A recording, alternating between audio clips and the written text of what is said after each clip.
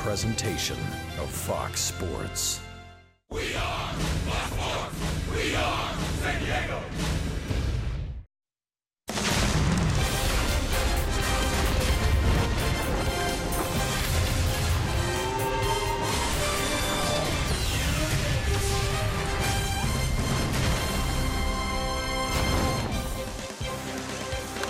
Rivera diving in short as Cordova picks himself up and throws out Rivera. Alan Cordova, you gotta be kidding me. Tremendous play last night by Alan Cordova. There were many more and a good win for the Padres in Game 3 of the series. Manuel Margot at the top of the order, and why not? 8 for 19 this year in 5 games against the New York Mets as they wrap up the series with the Mets and Wilmer Flores back in the lineup for New York. Flores in 6 games against the Padres, hitting at .316 with a couple of home runs and 6 RBIs. We welcome you inside the broadcast booth, everybody. I'm Don Orsillo along with Mark Grant. Welcome to Padres baseball. Nice victory last night for the Padres. They got enough offense, but boy, did they get some defense. It was stellar in last night's game. What wins you championships? Pitching and defense. And last night we saw it right out of the gate, ladies and gentlemen. Some great defense picking up the pitching staff. Jabari Blash in left field. Hunter Renfroe in right. It doesn't stop there. Manuel Margot out in center field. Cordova! What did you say about him? You got to be what? Kidding me. Absolutely. And you know what? When that happens, what does that do for a pitching staff? Pound the zone, let them hit it. When you've got defense like that, let it put them in play. If you've got 2 strikes, you go for the strikeout. But early on, have your defense make the stellar plays. You mentioned Manuel Margot, outstanding defensively. He is now outstanding offensively once again. He is hitting up a storm. Tell you what, to watch this kid at the big league level has really been a lot of fun. Leading off early in the year, sure, there's going to be some strikeouts. He's learning the staffs of Major League Baseball. But when you look at him recently, 7 hits in the last 3 games, multi-hit games at the leadoff position, that is very, very key. And he's in some good company as well. Pena, hey, another Padre, Hunter Renfroe, and of course Cody Bellinger, who's tearing it up in Los Angeles. But he started leading off. Remember, he was dropped down in the order too. Got some hits there, feeling more confident, and now he's back at the top, and hopefully he can do some damage there.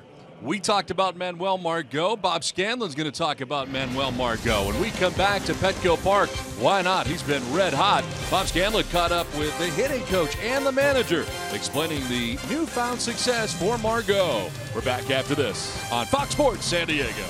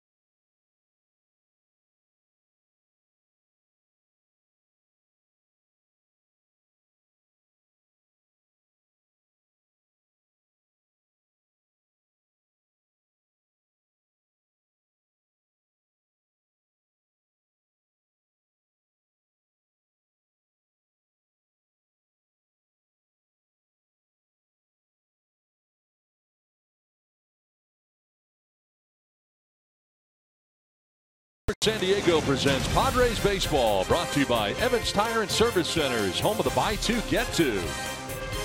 By Petco, where the pets go. Sign up for the Padres Club Card today. And by the all-new 2017 Subaru Impreza. Subaru, symmetrical all-wheel drive plus 28 miles per gallon more than a car. It's a Subaru. Now it's the Padres and Mets in Game 4 of the series. Before we get it started, let's send it down to the field and Bob Scanlon.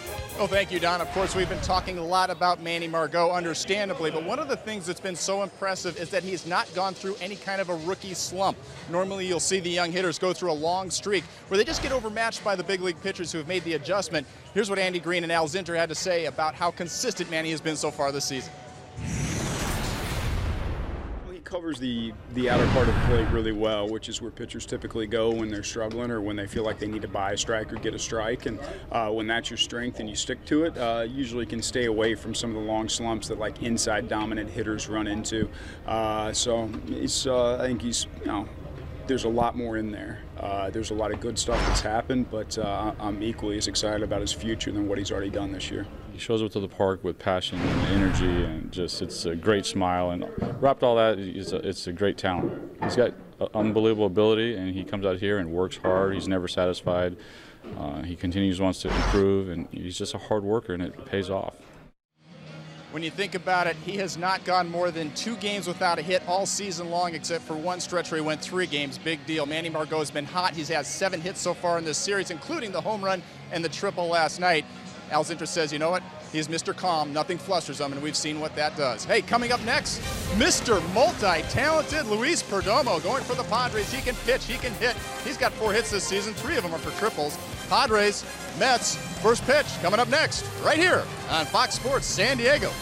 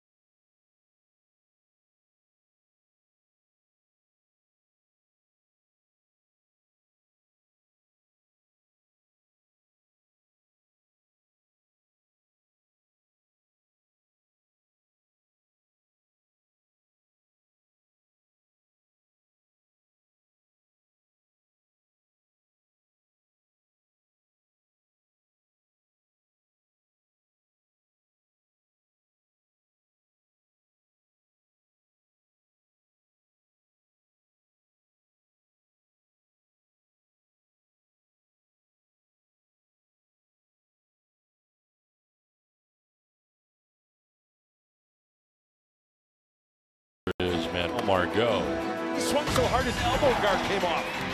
Terrence clears the bases. First pitch of ball game from Shatzine. Nice catch out there by Jabari Blash. Coming in, diving, and on a run throw makes the catch in right field. Alan Córdoba, you gotta be kidding me. Manuel Margot doing it all tonight. Good night last night as the Padres were able to grab Game 3 of the series. Luis Perdomo leads his team out onto the field for Game 4 of the series and trying to gain a split of this 4-gamer against the New York Mets. Time now for the weather report, brought to you by your always sunny San Diego Honda dealers. 75 degrees. Northwest breeze at 10 miles per hour, and the forecast partly cloudy.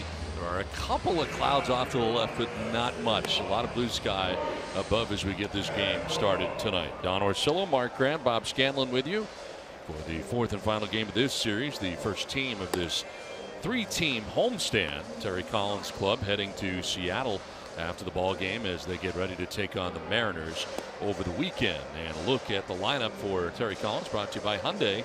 Michael Conforto leading it off and in center field with Asdrubal Cabrera at shortstop, Yoenis Cespedes in left, Jay Bruce at first base with Wilmer Flores at second base, Curtis Granderson in right. Travis d'Arnaud does the catching with Matt Reynolds getting the start at third base, and the major league debut for Chris Flexen tonight going for the Mets, a team that traded Lucas Duda today to the Tampa Bay Rays. So a different looking lineup, especially at first base with Jay Bruce coming from the outfield into the infield.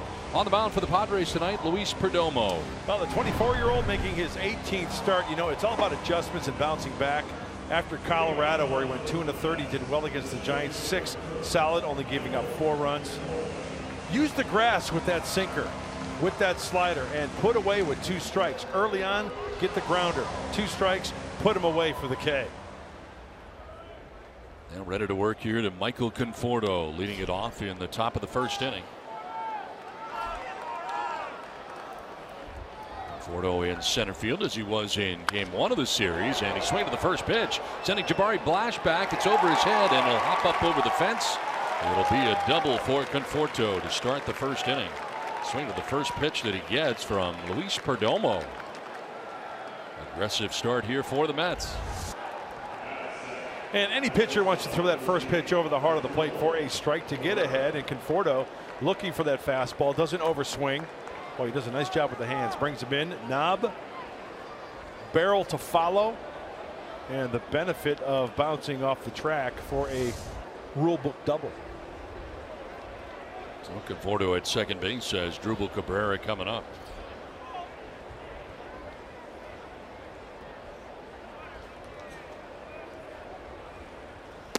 Cabrera has been playing third base for the first 3 games of the series, but he moves to shortstop for tonight's game. 256, 9 homers, and 30 runs batted in. It's at 357 in his career here at Petco Park. Spent time on the DL this year, the left thumb sprain.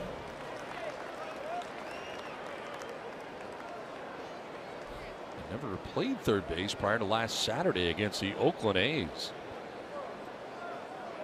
First career start at third base, only the second time that he had been at third base in the majors. That's it, back to a more familiar shortstop for Asdrubal Cabrera. Yeah, now his 44th game. Reyes, of course, been played shortstop 55 games, so Cabrera, he's very familiar with that territory. You know, I mentioned adjustments for Perdomo. In those 4 runs that he gave up against the Giants, only 1 was earned. The defense didn't help him as we take a look at Jose Reyes.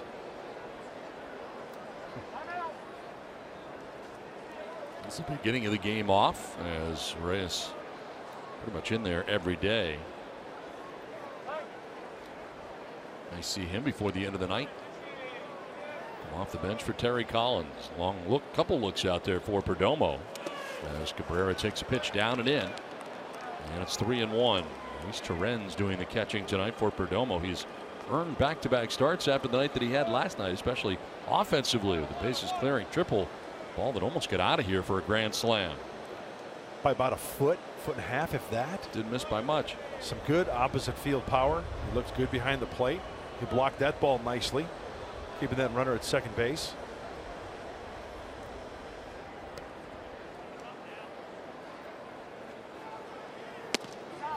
Ball 4, and Perdomo loses Cabrera. So a double and a walk to begin things here in the first inning. Let's check out the Padres defensively tonight, brought to you by Lincoln. Left to right in the outfield, Jabari Blash, Manuel Margot, and Hunter Renfroe. Third to first, Corey Spangenberg, Dusty Coleman, Carlos Wahe, and Will Myers, with Luis Torrens doing the catching. Myers turning 93 double plays. That's tops in Major League Baseball, and he is well off the bag at first base. Over to the second base side of first.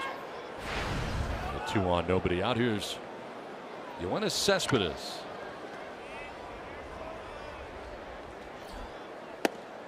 We'll take strike one. Yeah, big time pull on the infield. And when you look at Manny Margot in center field, he is straight up the gut. Look at that.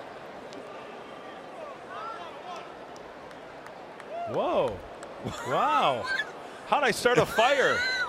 I'm hitting the clear button, and we got a little campfire going I here. know you had flames as a possibility. Bring the marshmallows next time, will you, Orsillo? What is going on? Have you ever had that happen before? I used the arrow straight up the gun. I started a fire.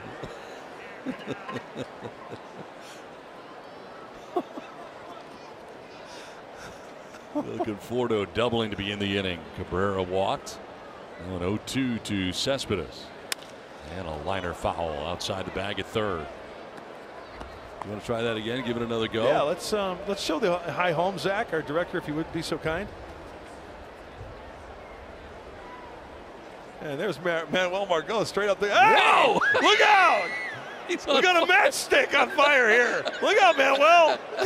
What is going on? Oh my God! Well, hit the clear button another time. Said Manuel Margot. I'm hitting the clear button, guys, but nothing's going. No, what is going on? Oh no!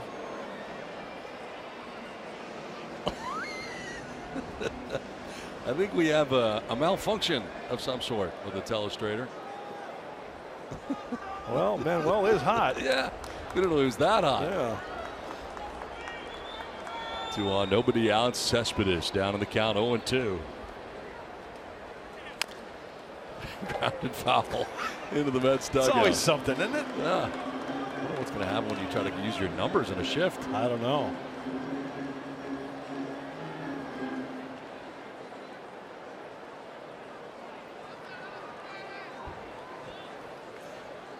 Okay, remember what I said? 2 strikes, put him away. You know, Cespedes will chase. If he gets something weak on the ground, you can turn 2. First pitch just off the outside edge. 96 trying to paint that outside corner. The 2-seamer trying to bring it back, and Torrens does his best to try to frame it, but not getting the call, clearly off the plate. You know, Cespedes has only grounded into 4 double plays this year. The leader in that category for the Mets is Cabrera with 12. I'm trying to slow things down here in the first inning after the first 2 reached. A double and a walk, and now Cespedes battling with a count of 1-2. And another grounder foul.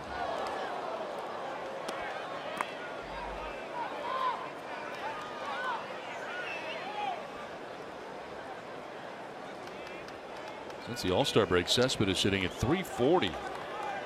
12 RBIs in 12 games. If you're going to throw him the slider, don't hang it. Chop towards third base, going to be cut off there by Spangenberg. Goes to second for one, throw to first, but no chance. They do get the middleman at second base in Cabrera. A little stumble there as Spangenberg had to cover some ground to cut that off. And it's 5-4 on the force out at second base. Dusty Coleman has got an eye on it. Now he's got to go cover third base in case something happens there. That runner overrun third base, not the case. At least the Padres get an out, first and third. Still the double play is in order.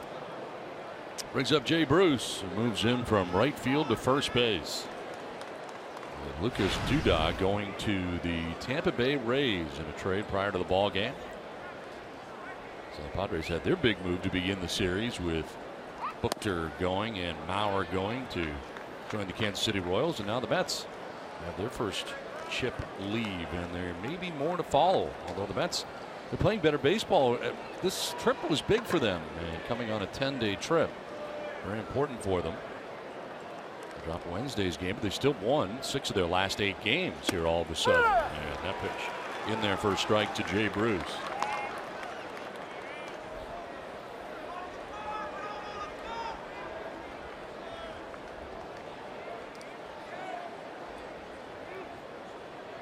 That's 5 games under 500 as a team. On the ground and to the backhand. Myers to second base for 1. Over is Perdomo for 2. No! Pulled the foot apparently, or Perhaps Bruce just beat it out and a run will score. In from third comes Michael Conforto, and the Mets take a 1-0 lead. Looked like Perdomo was going to get there. Not sure where the foot was, though. And it looks like a double pump at second base for Dusty Coleman. Watch. He wants to throw it, but there's nobody there yet. He had complete control, and Perdomo never got there in time to find the bag first. He got over there. There's the double pump. And can't find the bag.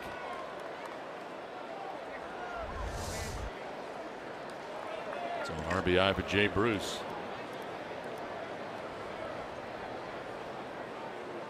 One to nothing. Mets take the lead, and the pitch is going to miss for ball one.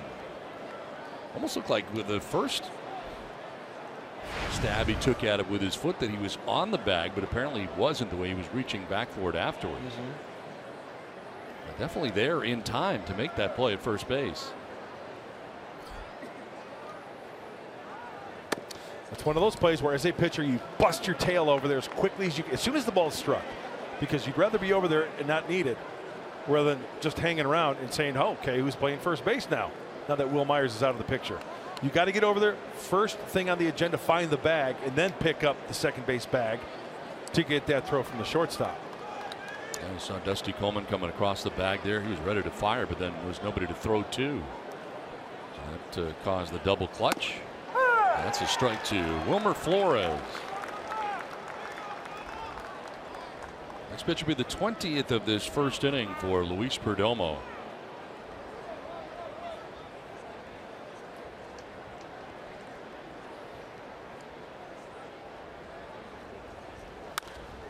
Fouled off to the right, out of play. Don, you were talking about the Mets going into this game 13 games back.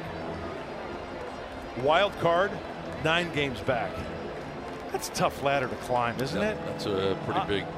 I'm betting on Sandy Alderson and the Mets trying to sell off some players, as was expected. And they do have some viable options. Lucas Duda going today to assist the Tampa Bay Rays. There's a base hit into center field for Flores, as Jay Bruce will take second base, and this inning continues for New York. Well, Wilmer Flores got on top of that fastball, and with Perdomo with the sinker, the two-seamer, right, the higher it is, it's not going to break as much. And you can see off the bat, see that top rotation? That means Wilmer Flores got on top of it, got extended, good follow-through, top spin, take advantage of a high two-seamer. So 2 on, 2 down, a run already in, and Curtis Granderson coming up. It's a start in right field. Going to start earlier in the series in center. 223, 13 homers, and 37 runs batted in. Take strike one.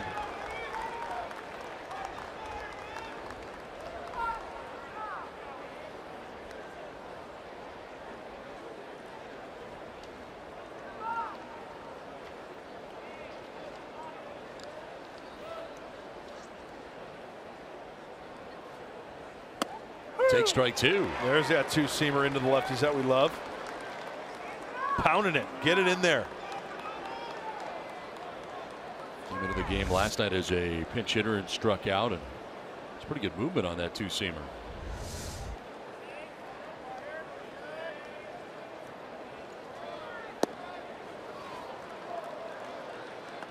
Anderson had some big home run seasons.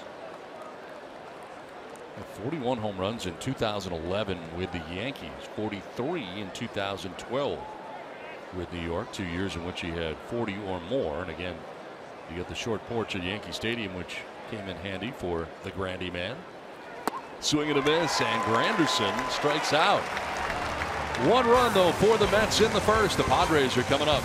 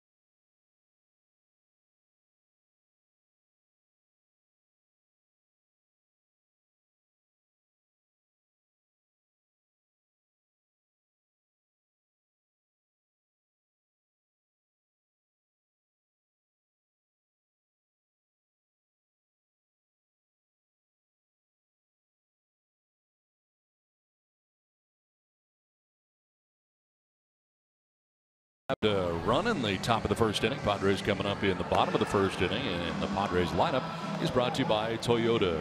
Well, Margot back in the leadoff spot for the Padres. Margot with Carlos Suzuki batting second at second base. Will Myers at first. Hunter Renfroe in right with Corey Spangenberg at third base. Jabari Blash in left field. Dusty Coleman gets started shortstop after Alan Cordova started there last night. Luis Torrens with back-to-back starts doing the catching for the Padres, and Luis Perdomo out of the 9 spot, the pitcher for San Diego. Making his major league debut, called up from Double-A Binghamton to the major leagues, is Chris Flexen. The 23-year-old from Newark, California, just northeast of Palo Alto up there near Fremont. He's got like 40 friends and relatives in attendance. He's got the fastball, curveball, slider, and change. The lefties, that changeup of his done is more like a split change grip. And then to righties, fastball, curveball, and sometimes a slider. But his number 1-2 pitch is probably much the fastball and the curveball. Ready to work to Manuel Margot here in the bottom of the first inning. And his first pitch in the big leagues, in there for strike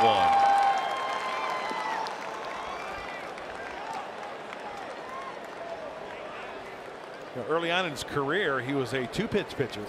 Good fastball, curveball, and then developed the other 2 pitches that you'll need at the big league level. The Eastern League Pitcher of the Week for the week of July 10th through the 16th, but he's a long way from Binghamton, New York right now.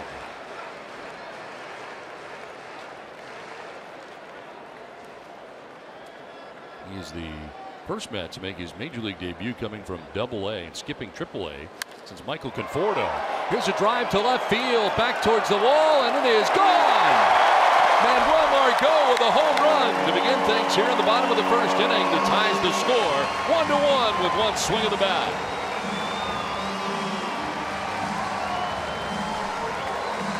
How hot is Manny Margot right now?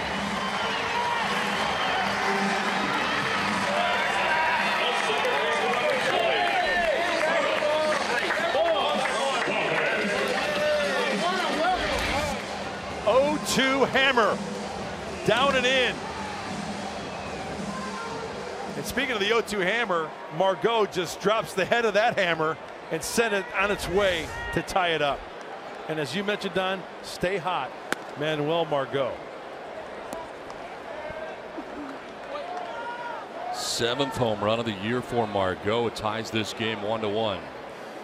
He was hot going into this game, but I think that telestrator era kind of lit a fire under him. Check swing, and Suzuki does not go, according to Phil Cuzzy, third base umpire. And last night moved up the order to the 2 spot. Tonight back to the leadoff spot in the Padres order. He's feeling it right now. 2-0 pitch is outside. Now here you go, Mudd, major league debut, gives up a home run to the first batter that he faces. Kind of rattled, I would say. Falls behind here now 3-0 to Carlos Suzuki. Hey, you know what? This is the big leagues, right? You're going to crush pitches. You're going to try to have him exit early. You want to get him on the ropes.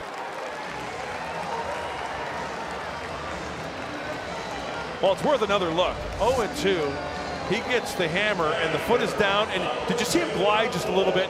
Almost recognizing that pitch. But the big key there, hands are back. Body just drifting a little bit. Not a lot, just a little bit. Kept the hands back. Wham! Right into the swing path, down and in for the home run.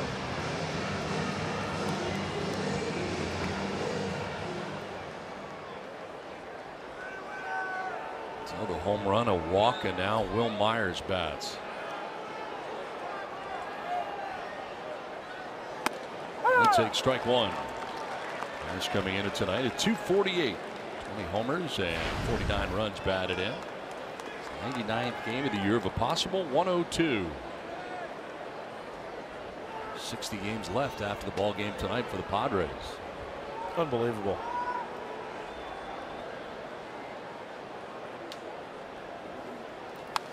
Fouled back to the screen, and Myers down 0-2.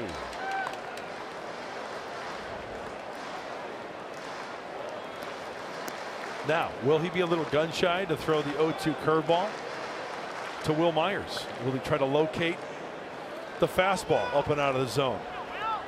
I don't think we've seen that split change yet from Flexen. Here's a fastball away.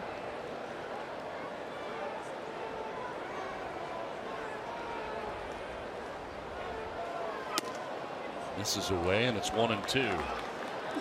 Flexen, a 14th round pick by the Mets in 2012 out of high school. I mentioned Newark, California. Started the season in Port St. Lucie in the Florida State League. And moving up to Double-A Binghamton and combined to go 6-1 with a nifty 1.76 earned run average. And time spent in A ball and Double-A. On the ground and through into left field. Sharply hit for Will Myers as Wahi will take second base, and the Padres have 2 on. Well, defensively behind Chris Flexen from left to right. Across the outfield for New York, it is Yoenis Cespedes in left, Michael Conforto in center, Curtis Granderson in right. Third to first, Matt Reynolds as Drupal Cabrera, Wilmer Flores, and Jay Bruce. And Travis d'Arnaud doing the catching for Chris Flexen. And for Jay Bruce, his 7th start at first base. We mentioned the trade, Lucas Duda, now a Tampa Bay Ray. So Jay Bruce will have to break out the first baseman's glove. 2 on, nobody out, a run already in. Thanks to the leadoff home run by Manny Margot. And incidentally, that's the Padres' 7th leadoff home run this year and the 4th time Manny Margot has led off with a home run.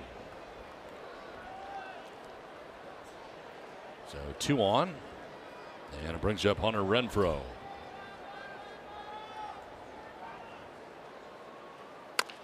Rolls it over softly down the third baseline. Reynolds on the run to first for the out. And that is out number 1 as the runners advance. As Wahi to third, Myers to second on the ground out to third base. Time now to take a look at the keys to the game, brought to you by your San Diego Honda dealers. All right out of the gate, Chris Flexen making his major league debut. Rock the rookie. And how about 7 frames for Perdomo? Last time out against the Giants, Lewis, as they call him. 6 frames, only 1 earned run. No reason why the right-hander for the Padres can't go 7 and then turn it over to the bullpen. Hey, if he goes farther than that, that's gravy.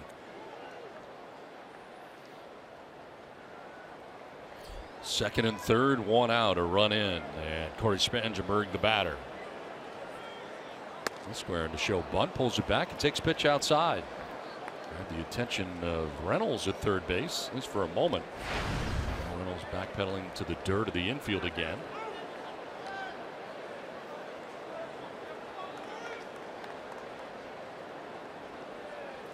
Spangenberg 2 for 11 in the series against New York. Game 4 of this 4-game series.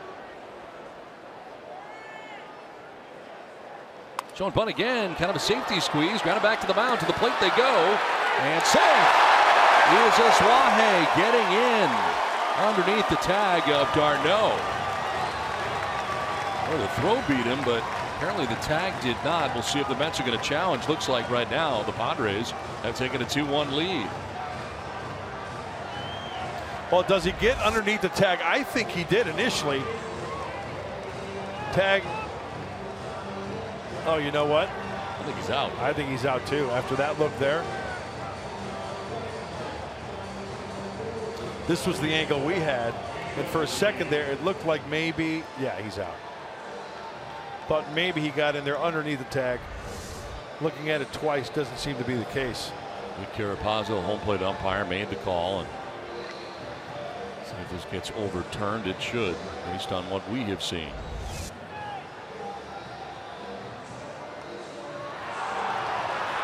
Get him on the foot before the arrival of that foot on the plate.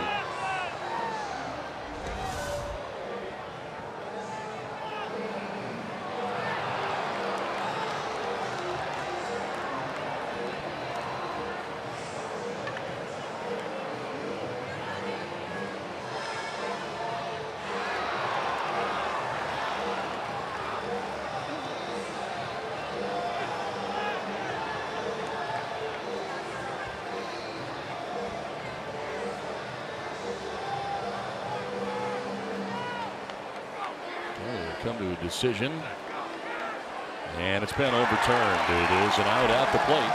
And they go 1-2 on the put out of Aswahe. Spangenberg Margot reach at first on the fielder's choice. Myers to third, and it's now first and third with 2 down. So they did indeed get a Suaje. That's win the challenge, and the call is overturned.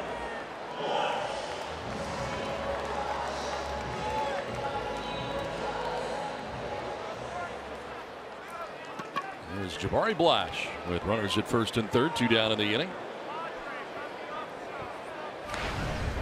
You know, I was hoping that Corey was going to swing away. You know, a hit drives in 2, and then you really got the rookie on the ropes.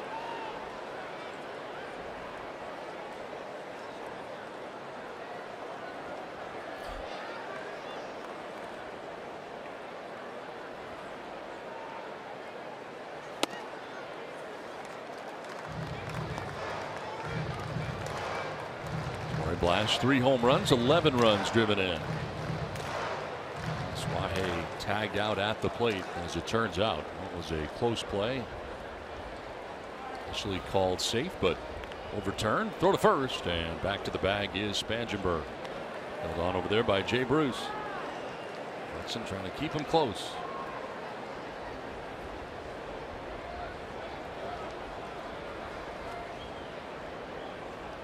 With a walking lead off third. Runners at the corners. And Blash will take the strike, 1-1. Now the fastball for Flexion is going to be about 91 to about 96. And command is the one thing, at least when he was in the minor leagues.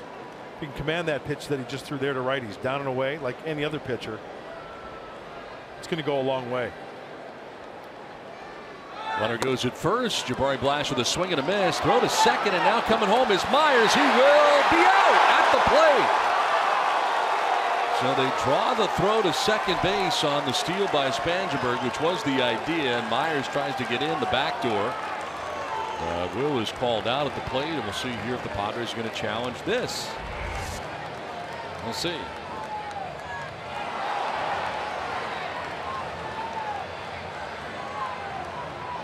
Tag on, but wonder if the foot gets home plate before.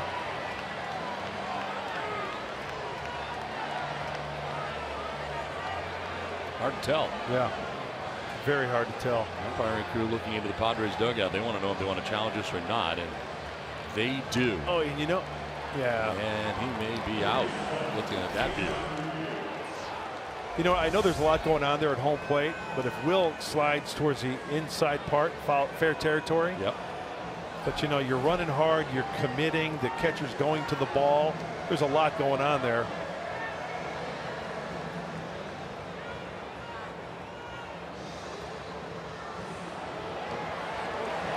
That overhead shot, I think, showed us the most. We'll see here. He is out, I think. What do you think? It's so close. Hold all tickets. Photo finish. It's like. Let me ask you: is there enough there to overturn it? That's the question, and I don't think there's going to be. That's just my gut reaction. Mets are walking off the field. They have seen the big board here, and they think that Will is out.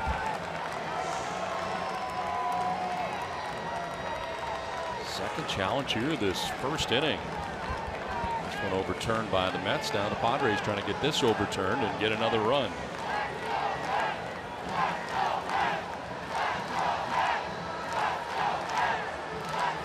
Mets fans in behind the Mets dugout, rooting on what they think is an out. It's hard to tell when Will's foot hits home plate, right? Because there's the tag. Does his foot? You know what? It's so close. They have stuck with the call on the field. Will Myers is out. Game tied 1-1.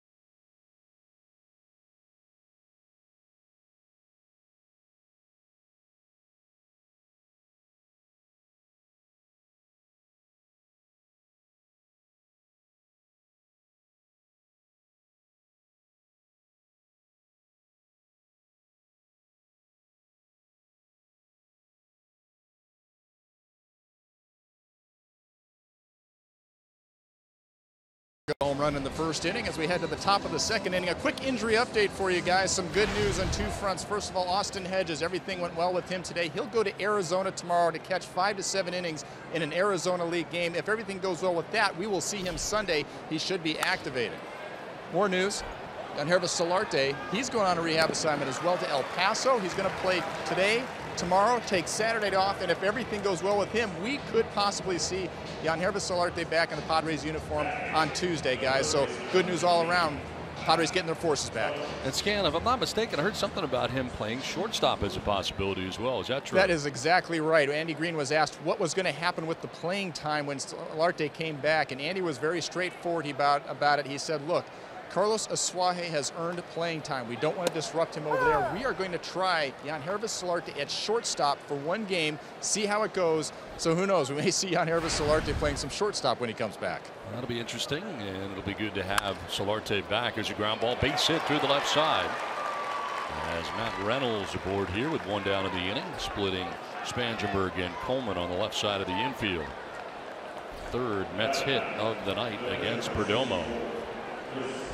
Well, I've always thought on this slider here, okay, you know what, that could have been much worse because that was a hanging slider. He gets on top of it. It's a ground ball. You'll take the ground ball if you hang a slider, you bet. Keep him at first base, keep the double play in order. But he's got to make an adjustment on that pitch. Got to get that down. First major league at bat for Chris Flexen, who is squaring and pulling it back to take a strike. The reason Flexen is starting here tonight, he's starting in place of injured Zach Wheeler. Wheeler placed on the 10-day DL earlier this week due to a stress reaction in his right arm.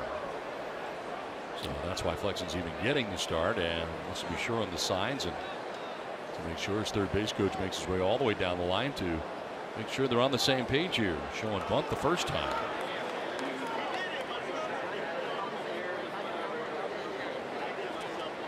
Sherlock, the third base coach, coming down to talk to him, and oh, this one is off of Torrens painfully.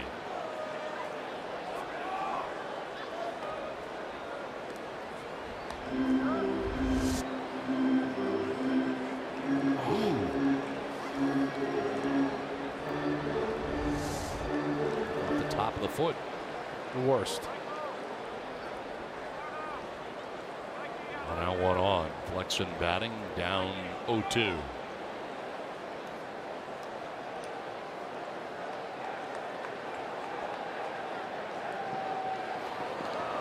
Oh, play put on there by the Padres with Asuaje cheating in from second base behind the runner at first, Matt Reynolds, but no throw. Myers charging from first and Spangenberg charging from third. you see Perdomo, he steps off,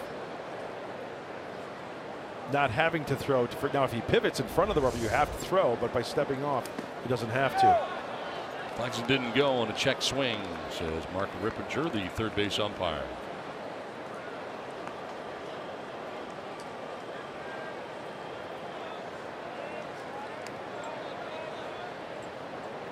Ball and 2 strikes here to Chris Flexen.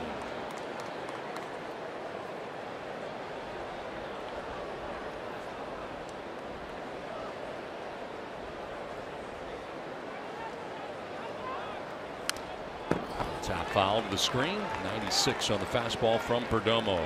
Pretty good swing from the kid.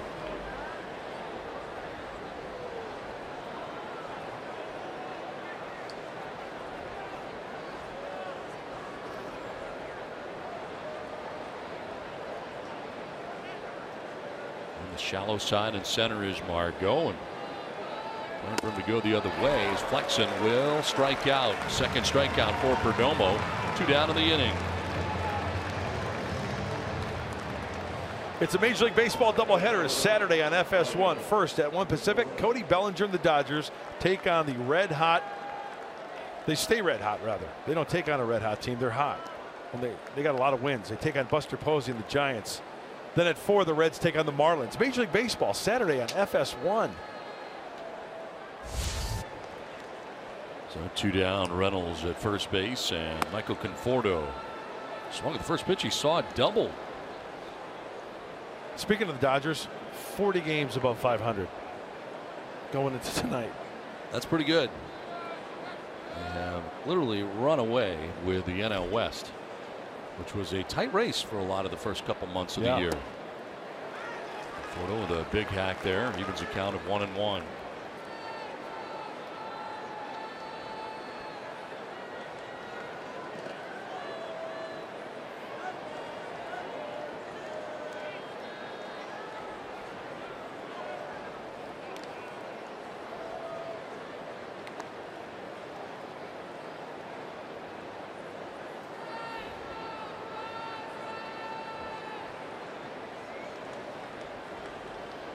Padres shifting on the right side, and Myers sort of holding the runner on. He's off the bag over there, trying to swipe. Yeah, that looked closer than it really was, didn't it? Reynolds going in, standing up. Watch how close this is. I mean, the swipe. He missed with the swipe, though. Yeah. Softly grounded towards second base is Wahe.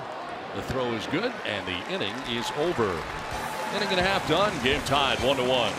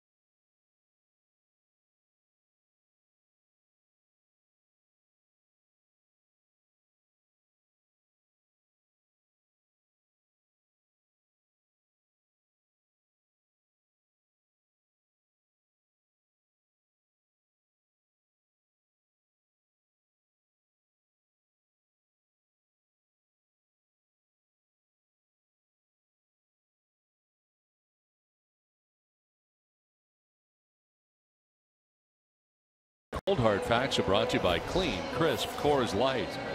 We'll learn a little bit about Chris Flexen, who makes his major league debut tonight, making the jump from AA. Recently named the Eastern League Player of the Week for the Binghamton. They were the Mets. They're now the Rumble Ponies. Led the league in a run average of 1.66. This pitch is going to miss outside for ball one. They changed the name on. I wonder what the significance of that is. Is there something to do with Binghamton? And the yes, they are the leaders of carousels. You know, the ponies on the carousel goes around and around and around. What are they called again? Carousel. Carousels. What did I say? Carousel, but go ahead. That's different. Line to center field and a base hit. Jabari Blash leads it off with a single to center field. So the ponies on there. Yeah. So that's where they. So they're the Rumble Ponies. They did like a big contest during the offseason, and that was the people of Binghamton voted on that, and so they're no longer the Binghamton Mets. They were the Binghamton Mets for a long time.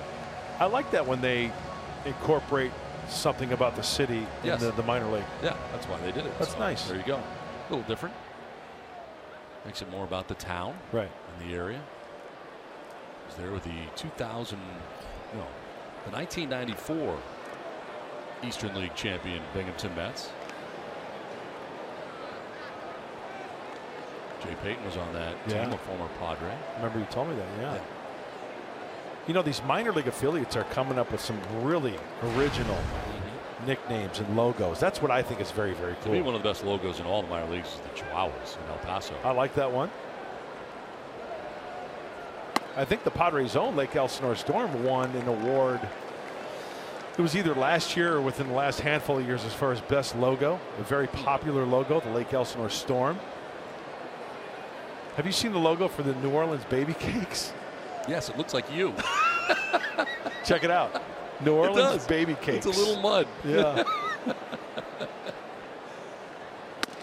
Dusty Coleman with a swing and a miss. One thing I've noticed about Flexen already, straight fastball, pretty straight fastball. So that means he's got to locate it, and it's been about 93, 94.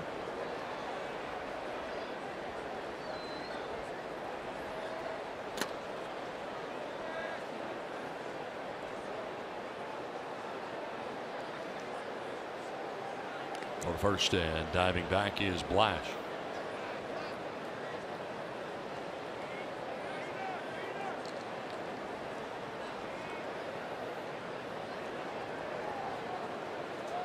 It's a double play depth with nobody out after leadoff base hit by Blash, third Padres hit of the night. Flexen with a long pause. Oh, and he hits Coleman in the back. That's hurt. That hurts. Fastball.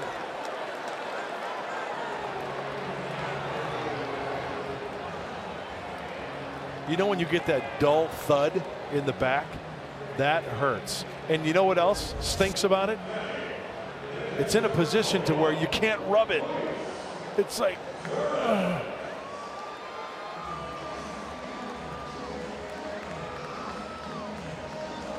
that hurts.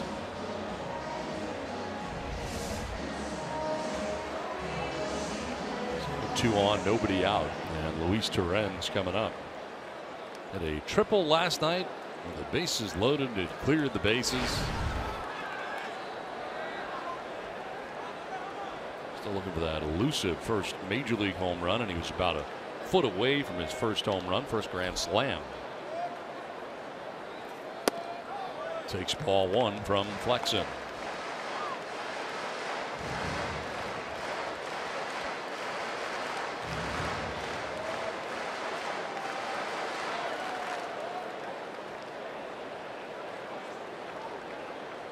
Single and a hit batsman to begin this bottom of the second inning for Flexen. Drop in there for a strike, 1-1. One of the few sliders we've seen early on from Flexen. One of the four that he throws. I don't think I've seen a split change yet. He uses the split finger change grip. Have to keep an eye on that one. He'll throw it to lefties more than righties. Swing and a miss, and it's 1-2. Why is that? Down and away to the lefties. Has a tendency sometimes to tumble in to a righty, which could go into the swing path. And here's the slider again, and Luis really opening up with the hips and the shoulder. And of course, good location on the outside part of the plate. Can't do any damage out there.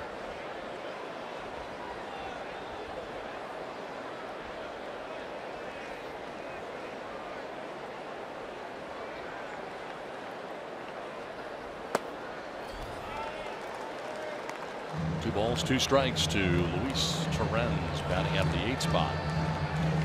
San Diego here in the bottom of the second inning.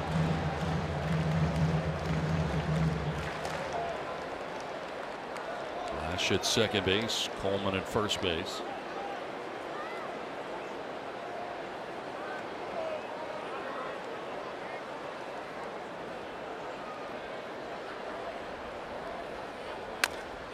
It over foul. We'll do it again. 2-2. Well, I mentioned still looking at that first home run. He got his first major league triple in last night's game with the bases loaded. Just off the top of the wall in right field and just shy of getting out of the yard. I was very impressed where that pitch was and what he did with it with some authority.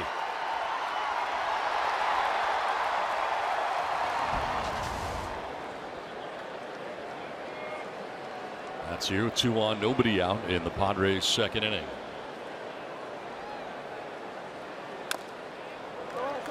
You know, it's worth noting that Flexen is a recipient, another pitcher who bouncing back from Tommy John surgery back in July of 2014.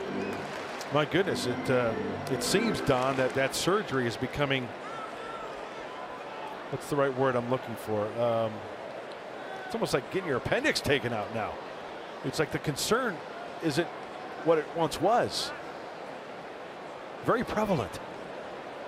Almost like you want to get it out of the way early in your career. Yeah.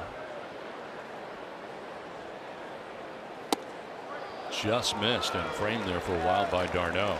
You know, I've joked about that before, where if you're like a #1 pick, high prospect, the checklist is you got to get your hamate bone taken out. You got to have Tommy John surgery. You're going to have your appendix taken out. Immediately. Your spleen.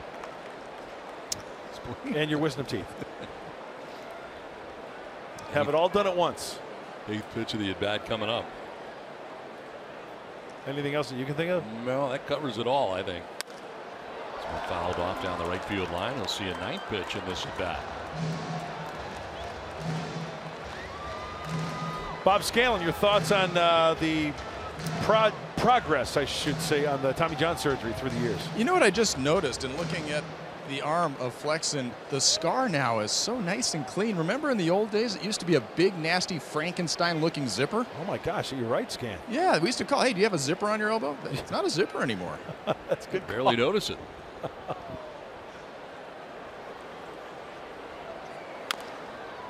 Over a foul outside of third. How about 10 pitches in this at bat coming up here for Torrens? Bob, did you ever have the Tommy John surgery? I did not, but I was told multiple times in my career that I was a candidate for it, that I should have it because I have a bone spur in that ligament. Yeah. But honestly, at that time, it was a coin flip whether you were ever going to come back and throw it all from that surgery. It's not like now where not only do you come back, but in a lot of cases, guys come back throwing harder. Were you ever a candidate for it, Mud? No. I had a bone spur in my right elbow. I had labrum surgery in my right shoulder. Torrens finally works the walk, and the bases are loaded. Dan Morton, the pitching coach, makes his way out here to talk to Flexen after that very long battle with Luis Torrens. It was a 10-pitch at bat. Yeah, I think Dan Worthing just wants to maybe give him a little bit of a breather. And hey, remember, no, don't shut your toolbox right here. Perdomo can swing the bat a little bit. I'm wondering if he's going to start him off with a first pitch breaking ball. Now, last time out, a triple, the 3rd of the year for Luis Perdomo in San Francisco. Amazing how he got around the bases and picking up his 3rd of the year. That's remarkable. He's had some good plate appearances on the year. 4 for 24. So 3 of the 4 hits he has are triples. This pitcher to have 4 triples in a season. Robert Roberts back in 1955.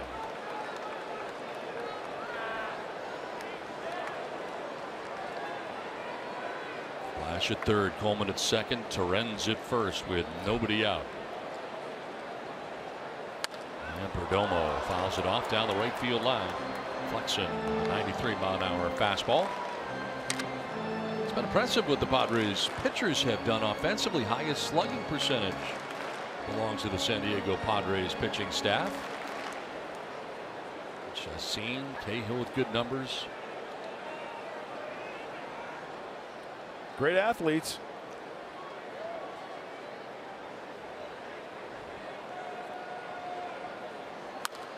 Fouled off to the right, not a play, and it's 0-2. Just think another triple from Luis Perdomo, and he's going to be right there with the Hall of Famer Robin Roberts.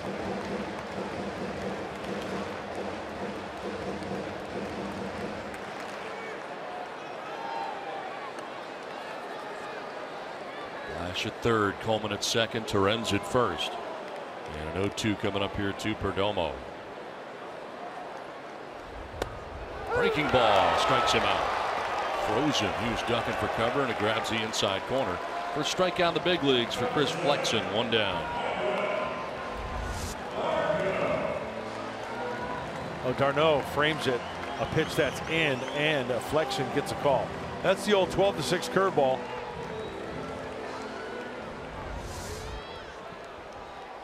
So 1 out, top of the order, Manuel Margot. Margot with a home run in the first inning. Now he bats with the bases loaded and 1 out.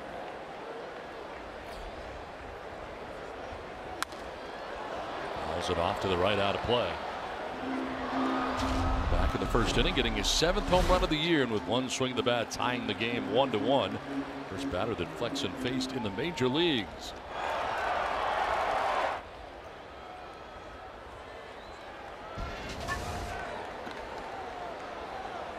Now he bats, so the base is loaded, 1 down.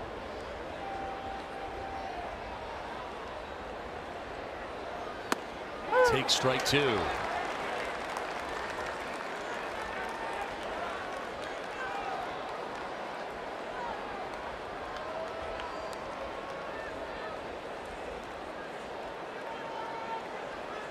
think he'll throw him another curveball 0-2 like he did the first time, hit the home run? I think he's going to keep the ball away. Maybe a slider down away or a fastball, something maybe have him chase.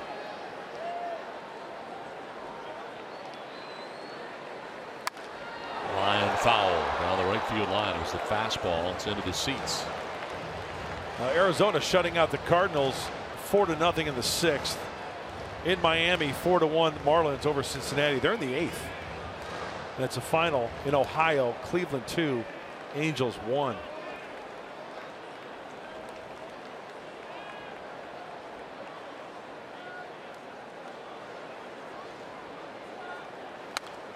Fouled off to the right, out of play. So Margot hanging tough here. He got 2 strikes on him. He's fouled off a few.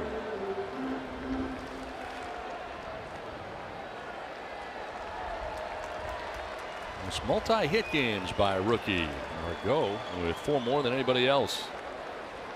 23 on the year for Manuel. So far 1 hit in this game tonight. His 2nd at bat right here. A big spot with the bases loaded in a tie game. Margot lines one towards center field, deep and far, and that ball is going to one-hop the wall. Scoring from third is Blash. Coleman coming from second. They'll stop Torrens. And Margot dives back now. Torrens is coming in, and he will score. 3 runs in for the Padres, who take a 4-1 lead.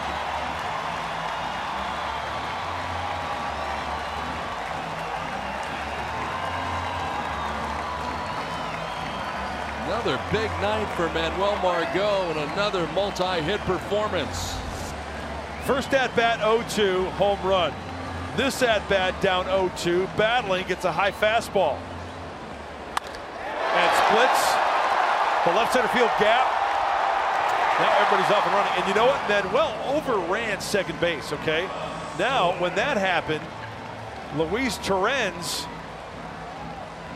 here's the throw in. They almost paused a little bit. They hesitate a little bit, getting that ball in, enabling Torrens to score. Heads up base running. Big time hit by Margot. Now Carlos Wahe. Margot gets 2 RBIs on that play. And they have charged an error on the throw from Michael Conforto, which I'm not sure I agree with. That allows Torrens to score from third base.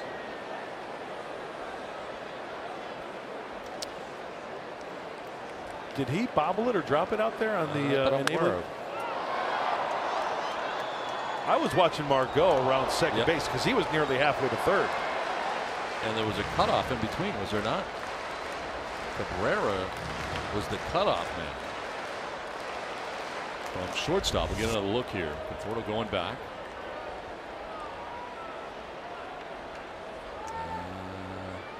I don't know. The short. Oh, there's the error right there. That's what. But you know what though? It looks on like the throw. You know what though? It looks like Torrens already committed. You know what I'm saying? Yeah. I could see a guy bobbling it, and the guy stopped, and then oh, okay, Now daylight, I can go. Yeah, but it looked to me that Torrens already committed after Cabrera on the short hop mishandled and couldn't find the handle. Bobble. That's a tough error. I think it is too.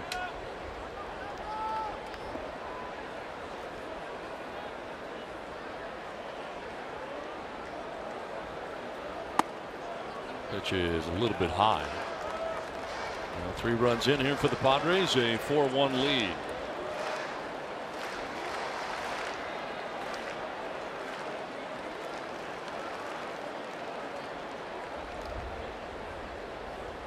Carlos Suaje walked in the first inning. He's thrown out at the plate trying to score. Inside out swing, fouls it off to the left out of play.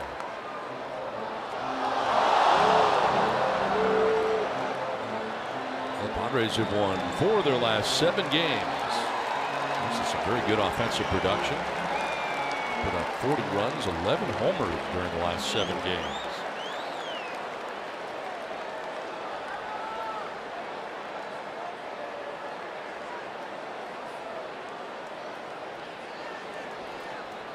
Flexen backs off again.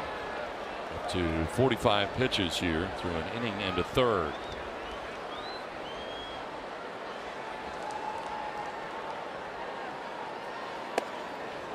Outside 2-2.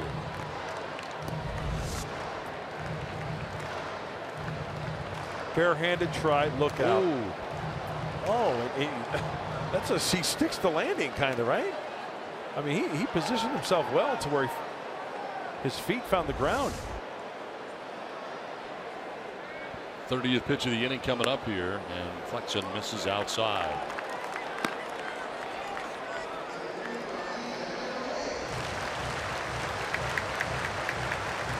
In scoring position, Suaje's been very good. 391 the average with 9 RBIs. Batting here with Margot at second base, 1 out in the inning.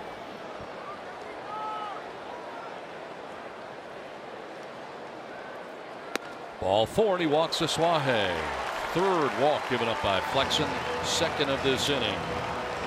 MLB.TV every night, every device. Watch every out-of-market regular season game live. Plus, get a free subscription to @Bat Premium, the #1 app for live baseball. Blackout and other restrictions apply. Visit MLB.TV for details.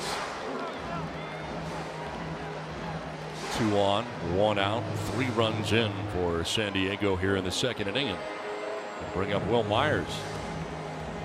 Single to left field in the 1st inning.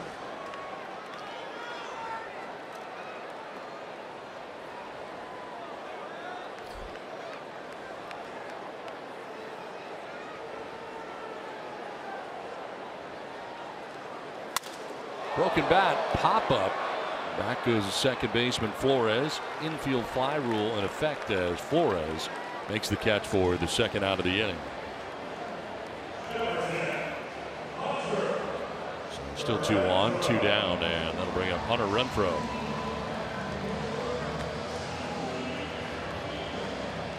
Renfroe grounded out to the 3rd baseman Matt Reynolds in the 1st inning. 0 for 1 on the night, and comes in riding a 4-game hitting streak. 313 in the 4 games. 5 for his last 16. Center fielder Michael Conforto, step or 2 towards right center. Gap out there in left center.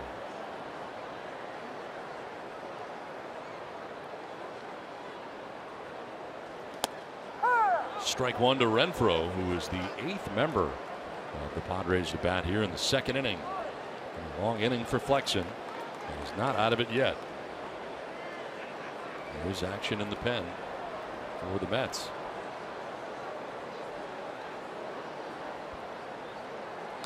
Renfroe sends one out towards right field. Granderson on the run will reach up and make the catch. Curtis Granderson on a good running catch out in right center robs Hunter Renfroe of extra bases, and perhaps the Padres have another run, but Curtis Granderson can still go get it. This was a liner out there to right center. Granderson runs it down to end the inning. Padres get 3 runs in the inning. San Diego on top 4-1.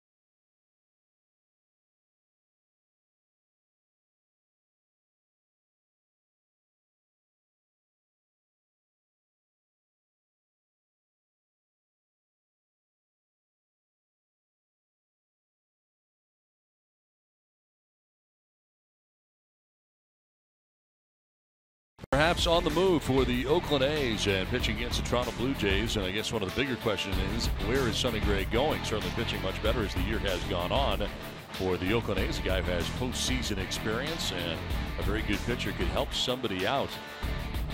With Scott Miller with us, and great to see you, Scott. How you doing? You as well, Don. How are you? Very nice good. to see you guys. Thank you. Well, Scotty, you burning up the cell towers? Calling people? Something like that. Yeah, the old days before cell phones, my wife seriously one time, we had 2 house phones and I had 1 cell phone. And she left the house for a little bit. I'm working on the trade deadline day. She comes back a while later and I was barely acknowledging what was going on. So where you go? She said, I had to make a phone call. I went to the neighbor's house. You know, the two home phones and a cell phone we had in our house. She knew to stay off. What's the latest with Sonny Gray? Well, you know, a lot of teams obviously are interested. He certainly pitched himself back into it. I talked to an executive of a contending team. He's in the air to left field, struck pretty well, and that ball is going to carry one hop the wall. Fooled on that ball out there in left field was Blash. And standing at second base is Dribble Cabrera with a double. I talked to an executive at the All-Star game of a contending team who said at that time he's going to be tough to trade him because Oakland has him valued as an ace and he hasn't been pitching like an ace. Well, the last couple starts for the All-Star break and then coming out of the All-Star break, a couple more until the last time out, he has been pitching like an ace. And you know, you hear the Yankees would love to get him. I talked to a source close to those talks, and you know, the Yankees are in line. Houston Astros, who are having what really can be the best season of their history. If they can push it to a World Series title. They've only been in 1 World Series back in '05. They are looking for a starter. Sonny Gray interests them. The Cubs. There are a number of teams, but you know, right now most of the talk centers around the Yankees.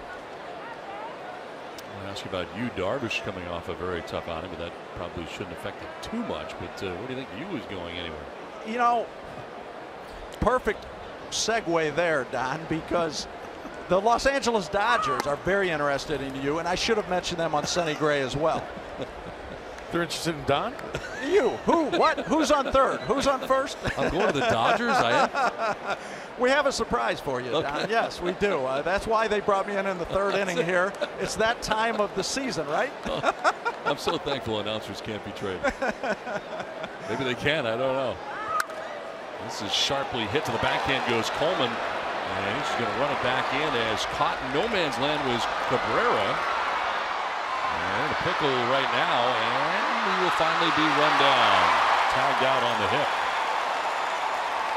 And remaining at first base was Cespedes. Never did get to second. He's got to be on second base, don't you think? There was plenty of time when that last run towards third, the runner on first, the batter / runner, you got to be on your horse to second base. We've had a couple days worth of crazy in 2 innings here tonight, haven't we? Absolutely. Here's that play again. Now here's where Cespedes should have been, right there. He is committed. Aswahi's committed. You got to go. And that's first base. That's a break for San Diego. He remains at first. Cabrera in the rundown, hoping to get him into scoring position. Didn't work out that way. Cespedes still at first. 1 out, 1 on, and Jay Bruce coming up. Padres go into a shift. Back to you, Darvish. You, Darvish. So the Dodgers seem to be focused on him. Obviously, with Clayton Kershaw going down with the back strain for 4 to 6 weeks, a lot of people think the Dodgers need to bolster that rotation. Interesting, the last we've heard from Texas, they hadn't decided, are they going to trade him or are they going to keep him to make a run? Now, the past week hasn't gone well. The Rangers are under 500. And there was some chatter earlier tonight, guys, because obviously Darvish will command an enormous package. Well, Alex Verdugo, the Dodgers' top outfield prospect, not in the lineup tonight in AAA. Then it turned out scheduled day off. They're one of their top pitching prospects, Yadier Alvarez, was supposed to pitch tomorrow night AA, and he's not listed as a probable for tomorrow night. So with Alvarez not being listed and with Verdugo out of the lineup tonight, a lot of people thought about an hour and a half ago that, oh, there might be, Dodgers maybe are ready to make a move, be it Sonny Gray or you, Darvish. But that's the kind of way, the way it goes at this time of year. Every time somebody's not in the lineup or hour to hour, there could be, what's going to happen now might change and be different. Scotty, one of the most interesting teams out there, and I think you might agree with me. What are the Milwaukee Brewers going to do? They're a half game out going into today, and they're in that situation where do they trade to make a move? Do they stand pat? What does that tell the clubhouse? What does that tell the fan base? What's the latest in the NL Central with the Milwaukee Brewers? Yeah, and the Cubs have been making a big-time run. So you're right. The Brewers are kind of facing a moment of truth. And, they've been talked about. They were early on talking Sonny Gray. They've been linked to Justin Verlander. It's hard to believe they would spend that kind of money. Yeah. And they're in a tricky spot. Because they're rebuilding. And they've got a really good thing going right now, but if you risk trying to get out in front of yourself too much by trading, a couple key prospects to make a run this year and it doesn't work, you might set yourself back for next year. So, we'll see what the Brewers do, but they are, and Mark, you make a great point too, and I'm sure you went through that situation as a player. When you're winning, the clubhouse is like, hey, we're doing our job. Right. We need some reinforcements, and they look upstairs and they look for signs. Does the front office believe in us or not? Well, it's funny because as the deadline approaches, which is Monday, correct? Monday at 1 p.m. our time out here, 4 p.m. Eastern. Going into today, the Cubs last 10-8-2, the Brewers 2-8. So timing's everything. That what happens this weekend coming up for the Brewers could tell you a lot as far as what action they're going to take. This one is lined to right, and Renfroe is there to make the catch. Scott Miller, as always, thanks very much for joining us. My pleasure. Thanks, guys. Thanks, Scotty. 4-1 Padres.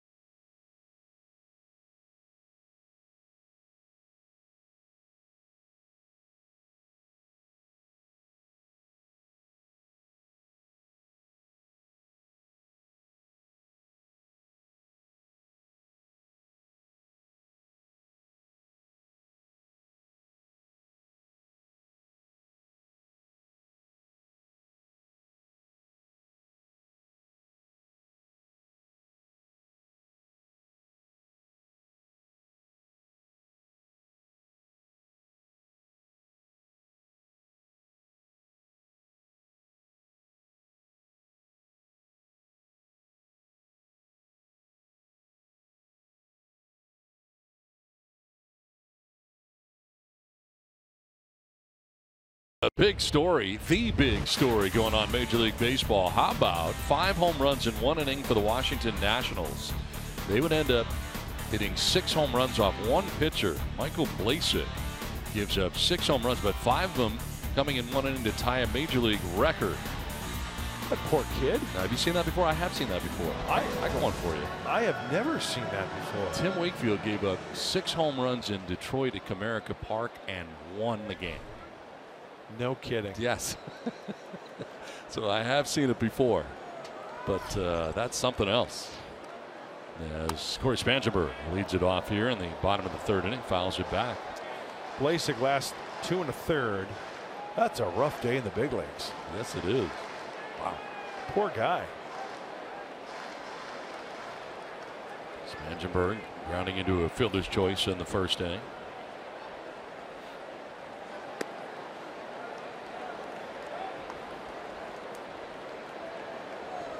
Spangenberg, Blash, and Coleman here in the bottom of the 3rd inning. Padres on top 4-1. He got 1 in the first, 3 in the second against Chris Flexen, making his major league debut. And Pittsburgh fouling that pitch off. 54 pitches through 2+ innings for Flexen.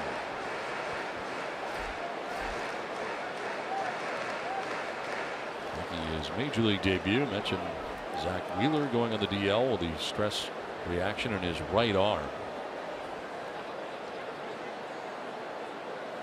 Foul back to the screen. We'll do it again. 1-2.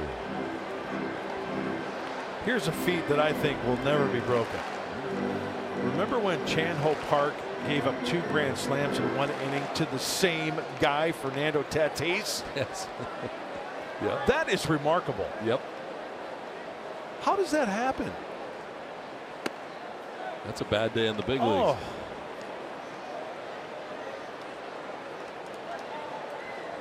You give up a grand slam, you got to face 8 other guys and then face the same guy again with the bases juiced. Yeah. It's hard to do. Rolled over foul. We'll do it again here. 2-2. And of course, Fernando Tatis Jr., who's putting up good numbers in the minor leagues for the Friars. Signing prospect. Padres on deck.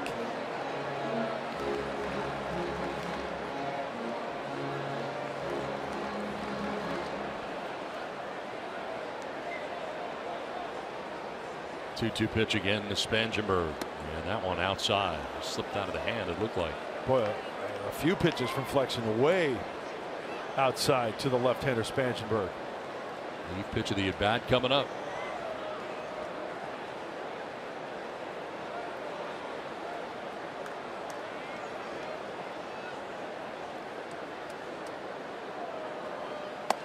Up high, ball 4. And Spangenberg down to first base. Lead-off walk. That's the 4th walk given up by Chris Flexen. Runner on for the Padres for the 3rd straight inning. 3 innings tonight. Collins and the bullpen working last inning. Josh Smoker was up in the pen. It's quiet right now, but will not be long. Spangenberg gets a walk here to begin things in the 3rd inning, and that'll bring up Jabari Blash. I like this. You got some speed on the bases in Spangenberg. Washington won that game, by the way, 15-2. Beating Milwaukee was the final of that game. Ouch, bad. 60th pitch of the night coming up for Chris Flexen. Big rip by Blash, but no contact. 0-1. Jabari with a single to center field. And the 2nd inning came around to score the 2nd Padres run. Hey, last 13, Baker's dozen for Jabari Blash. Has been swinging the bat well.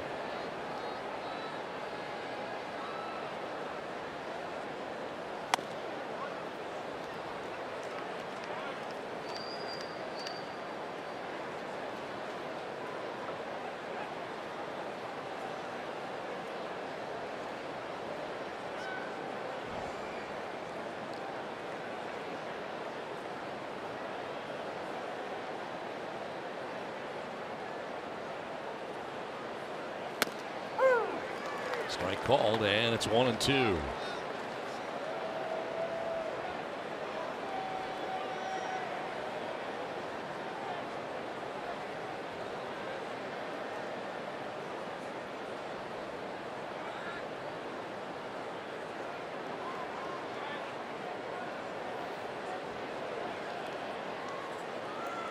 Going to first and back to the bag. Diving back is Spangenberg.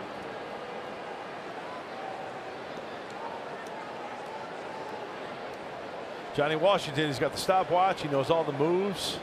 Trying to pick up whatever he can for the rookie Flexen. And then pass it along to Corey. Goes from the first base side of that pitcher's plate. You can see Flexen. Swing and a miss for Blash. Chases after that. And that's a 2nd strikeout for Flexen. First out of the 3rd inning. Coming up is Dusty Coleman. Let's get to know Dusty Coleman a little better. Sioux Falls, South Dakota native. State selection in baseball, football, and basketball. And has a World Series ring from the Royals in 2015. Played in 4 games for Kansas City that year, and all you have to do is play in 1 to get a World Series ring from the team that year that wins. And what a good egg, Dusty Coleman. Sioux Falls, huh? South Dakota. We talked about that in our pregame interview a couple days ago. And there's a little tie there, a little San Diego tie. Left-handed pitcher Terry Forster, born in Sioux Falls, South Dakota, and then attended Santana High School here in Santee. And Terry pitched in the big leagues, what, a good 14, 16 years, had one heck of a career.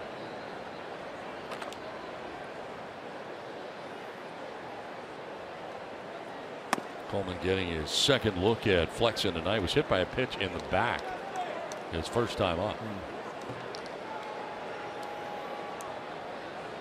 And you know what? I was glad to see for Dusty that first big league hit being a legitimate. I mean, that was a double to the gap. Legit. None of this like broken bat flare, maybe a check swing down the line. That was legit.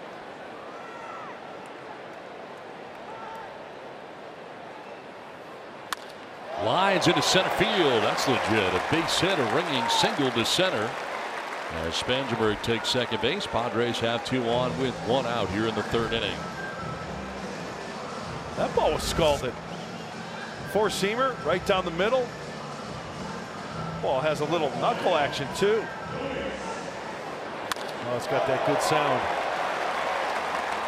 I love the ground ball to the center fielder.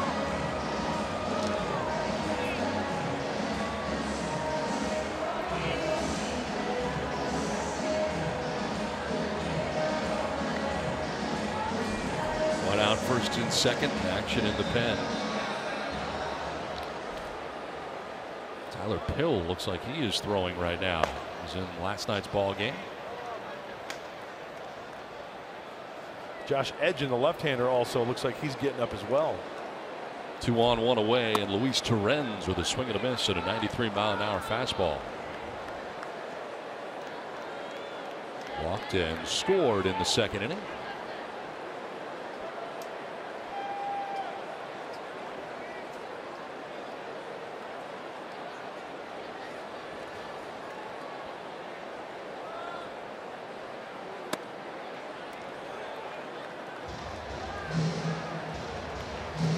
Thoughts on what is not working tonight so far for Flexen? You know what he has found is the slider. I think the slider's been a good pitch. Inconsistent with the curveball. That split change. Hasn't had a good go-to pitch for that, or location rather.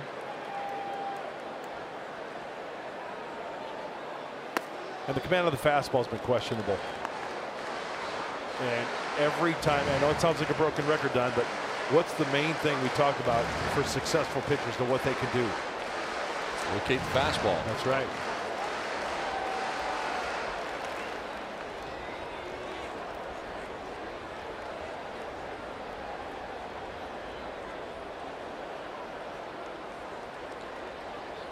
The 2-1 pitch coming up. And it's grounded up the middle. Cabrera ranges, tags second, throws to first, double play. First inning, the Padres have not scored. They have a 4-1 lead after 3.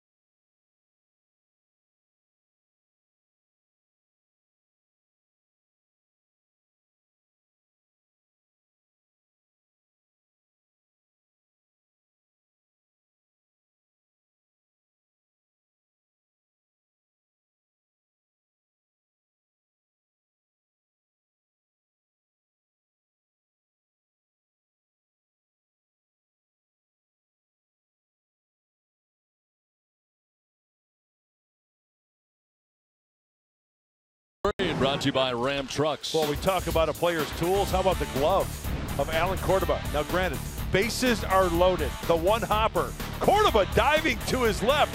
Don Orsillo, what do you have to say about that? Are you kidding me? And he throws to first base to get the runner. Saves at least a couple runs right there. Alan Cordoba at shortstop, flashing the leather in the 6th inning with 2 outs last night. That was one of the plays of the year, I thought. I think so, too. That was one of the players of all time. Hey, number 51's in the house. Trevor Hoffman taking in a big league ball game. I'll tell you what. He's getting a selfie with Hatch right now. You talk about a guy who likes to have some fun at the old ball yard. You bet. Curtis Granderson leading it off here for the Mets. Struck out swinging in the 1st inning.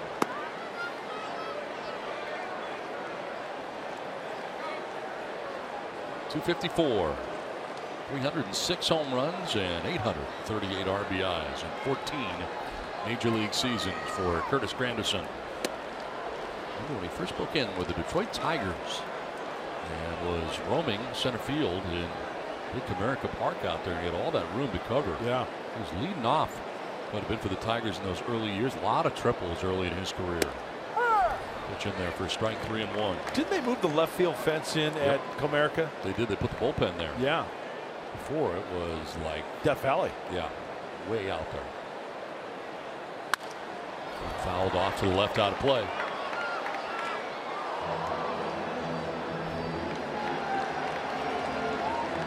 Hey, there's a pretty good second baseman, Mark Loretta, former Padre. Those guys are good eggs right there. Ball forward to Granderson. He'll head down to first base. Leadoff walk to begin the 4th inning.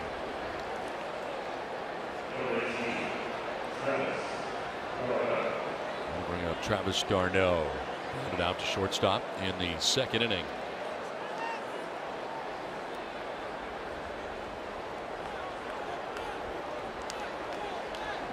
Two for 10 in the series. Chase d'Arnaud's brother Travis.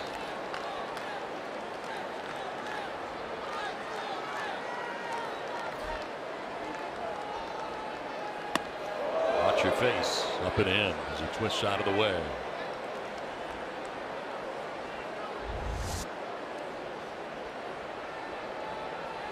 Wow. Watch your punum.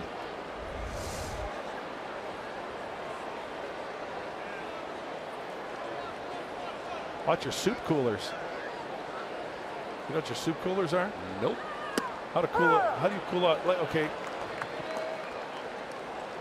How do you cool off your soup? You get a hot bowl of soup in front of you. Maybe blow on it. Maybe. Yeah. With your lips, right? Watch your soup coolers. Watch your lips. 1-1 pitch. Is in the air to left field. Blash will move over. And Jabari makes a catch out there in left field for the first out of the inning. Granderson back to the bag at first. Out in front of that breaking ball just enough.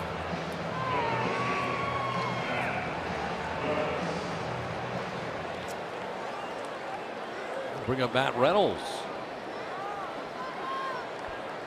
The baseman who singled to left field in the 2nd inning. How are you looking at my scorecard? You have one of your own. And I just find it interesting how you keep score, and still kind of sort of getting used to it. Figure it out. Because I'll fall behind once in a while, shocker. Right? Not concentrating, lose focus.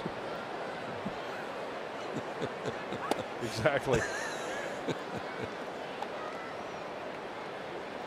A thin bench for the Mets.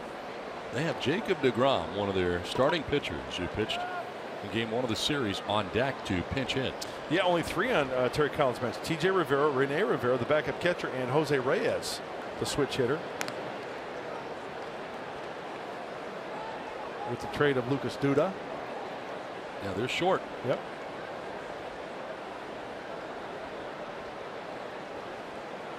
Rene Rivera, of course, former Padre. Matt Reynolds batting with 1 out, runner at first. Yeah, good hack right there. Perdomo gets it by him. The fastball at 93.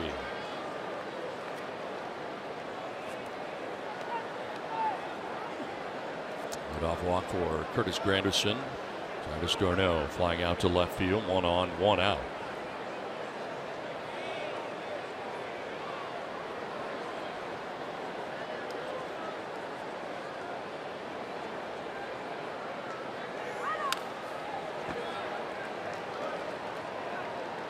No, you mentioned that Duda was traded before the game. For those of you just tuning in, the Mets first baseman headed to Tampa Bay. Well, the minor league pitcher, 75 games with the Mets this year, hitting at 246, 17 home runs, 37 runs driven in, and will be headed to Tampa Bay, where the Rays and Yankees are playing tonight in New York, tied 5-5 in the 10th inning. Yankees came back to tie that game. They're trailing by 2. Let me ask you, American League, that ballpark, what do you think that does for the Rays to have a guy like Duda? To right field, and Renfroe will make the catch, going to fire towards first, and it won't be in time. Granderson gets back, but Reynolds lines out to right. That'll be good for the Rays, it really will. And they need some guys with some thump. They need guys that can take you deep, and he's got 17 home runs. Yeah, left-handed bat, and correct me if I'm wrong, I've only been at the Trop a few times, but ball has a tendency to travel there well, especially right if he's going to pull. Yeah. And that's why James Loney had so much success there for a while at first base. Also Carlos Pena, another first baseman with power. And that East, man, it's bunched up because going into tonight's game, Tampa Bay only 2.5 out behind Boston and New York in the East. 2 down, Granderson at first, and here is DeGrom pinch hitting.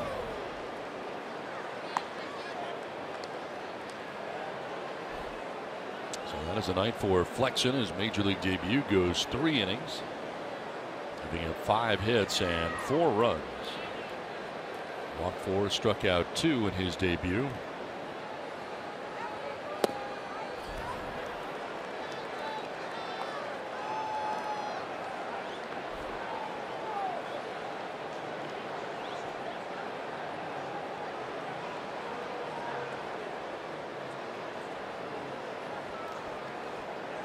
The 4 runs he allowed, 3 were earned runs. Walked 4, struck out 2. And currently on the hook right now, the Padres on top 4-1. Grom fouls it off. It's a pretty good hack. We went to the Trop last year, right? We did. Yep. Tyler Pill warming in the pen for the Mets. Looks like you're under the big top at the Trop. He has that feel. Yeah. Like a big tent. This one is chopped to first. Myers backs up on it, makes the play, tags the bag, and ends the inning. 3.5 done tonight with the Padres on top 4-1.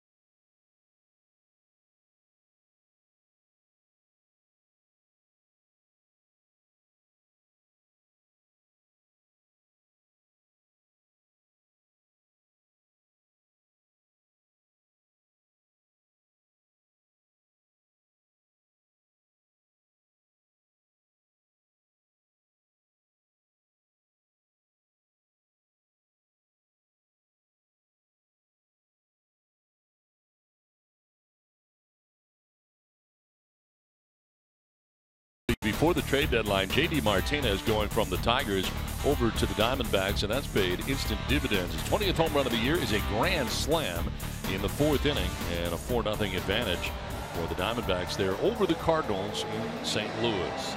Here, the Padres have a 4-1 lead over the New York Mets in the 4th and final game of this 4-game series from Petco Park in San Diego. Pitching change for the Mets brought to you by El Cajon Ford, and Tyler Pill comes into the game. Second time we've seen him in the series. Yeah, it'll be interesting to see how he twirls tonight. 2 innings last night. Gave him a walk and struck out one Padre. Lefties above 300, doing all right against the righties.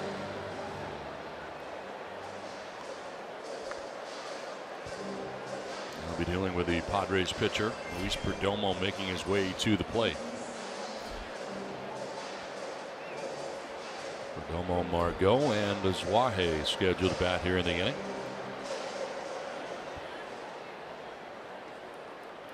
Perdomo struck out looking in the 2nd inning, 0 for 1.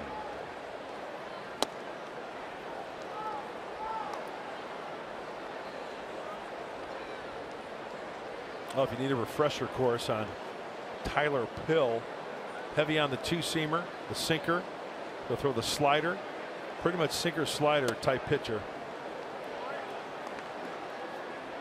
Occasionally he'll throw the 4-seamer, and then it seems like curveballs and changeups are kind of look-see pitches, show-me pitches. Now, I don't know if Tyler Pill is from Missouri, but those would be his show-me pitches.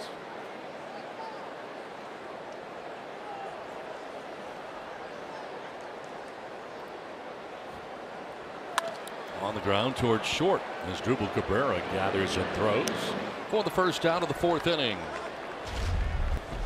Well, Manuel Margot coming up, and he's already got a couple of hits in tonight's game. A home run to lead off the bottom of the 1st inning and to tie the game 1-1.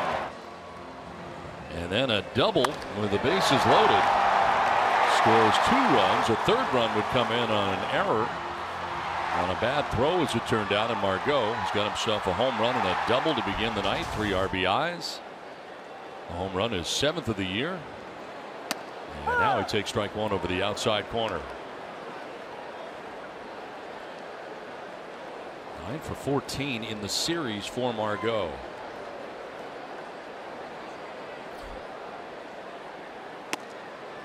Sitting down towards the bottom of the order and then moved up to the 2 spot yesterday, and today returning to his more familiar leadoff spot where he spent the bulk of this year.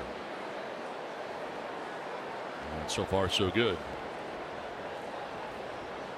Showing bunt, dropping it down the 3rd baseline. It's a good bunt. Here comes Reynolds. His throw will be late, and Manuel Margot has got his 3rd hit of the ball game. Single for Manny Margot. Talk about a kid with some pop, good bat control, using the whole field, and talk about bat control with the bunt down the 3rd baseline. This ball cannot be placed any more perfectly, as Reynolds was playing way back. Bare hand throw, not even close to get to speedy Margot. 1 out, 1 on, and Carlos Zwahe coming up. On twice, both times walking. 2 of the 4 free passes served up by Chris Flexen in this game. Throw to first, and back to the bag is Margot.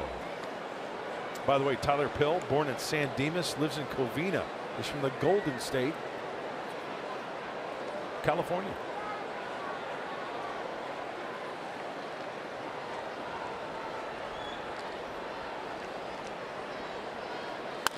On the ground towards short, could be 2. Cabrera to 2nd for 1 on to first. Low throw, but it's dug out by Jay Bruce. Zwahe grounds into the double play. Ends the 4th inning. We're headed for the 5th with the Padres on top of the Mets, 4-1.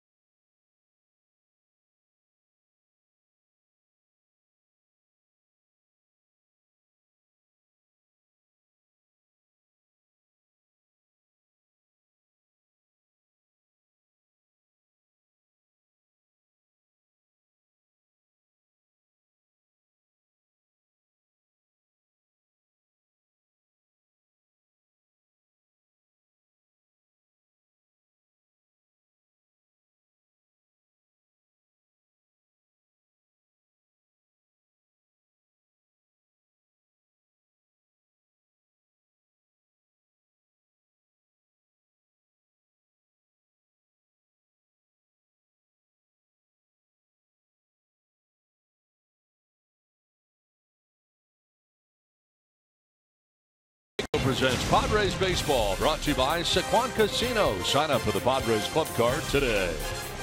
By Jack in the Box. Come try the new sweet or spicy barbecue bacon cheeseburger and chicken sandwich. Limited time only. And by Jerome's Furniture, where Jerry's price is the lowest price every day. That's on to the 5th inning back in San Diego at Petco Park. It is 4-1. Padres on top of the Mets. And back on the hill for the Padres, Luis Perdomo dealing with the top of the Mets order. You know, we saw it last night, Don, when Jhoulys Chacín was on the hill. He had some wiggle room, right, with the lead. Room for mistakes. Well, it'd be nice for the Padres to add on to 4-1, but the Mets will be coming up here in the top of the 5th. But once again, Luis Perdomo, a 3-run lead. See if he can shut down the Mets here in the 5th. We got the top of the order. Michael Conforto leading it off here for New York as Drupal Cabrera, Yoenis Cespedes. Padres shifting on the right side here against Conforto.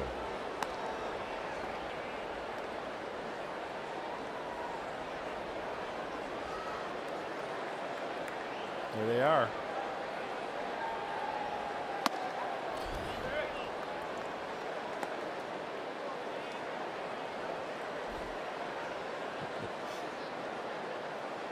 Did you see how I kind of led the camera? Line to right, and that's going to be in for a base hit. Renfroe plays it on a hop out there. Conforto with his 2nd hit of the game. Did you see how I anticipated the camera kind of moving a little bit, and with my arrows they ended up right where they were? I did not notice that. I did see the camera moving though. Yeah. But I did not see your arrows at all. Did they show up? I think they did. Conforto can hit, can he? Yes, he can. He got on top of that fastball. An all-star this year for the Mets, leading off most days. 19 home runs for him. He's got some pop. As there's been talk about Conforto, you know, instead of leading off, like dropping him down the order, like 3 or 4, you know, more RBI opportunities.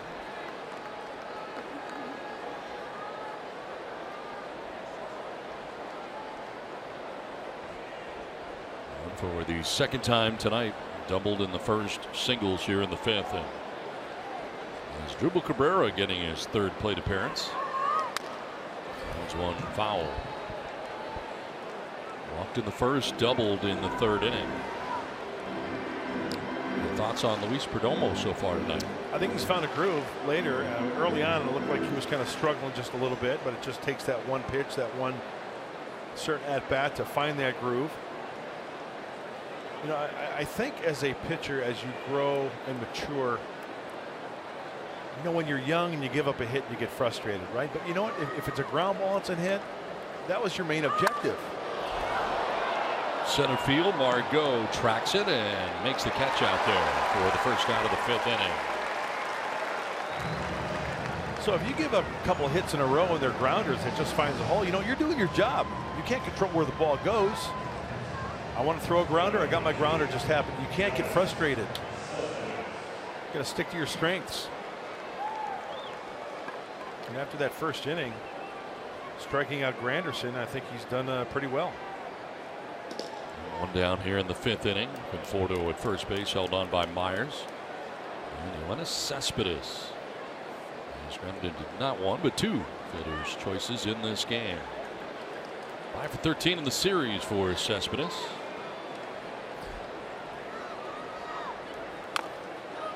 And we saw a shift on the right side for Conforto. Now we're seeing a shift on the left side against Cespedes. Suaje on the left side of the infield, left side of 2nd base.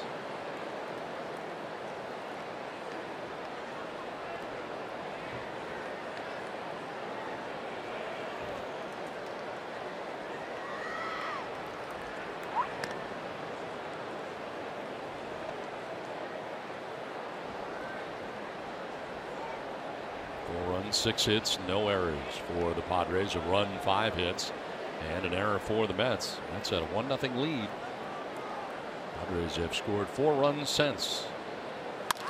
Now a ground ball right to Suaje. He will touch 2nd and throw to 1st for a double play that ends the inning. Nicely done. 6-3 on the DP, 4-1 Padres.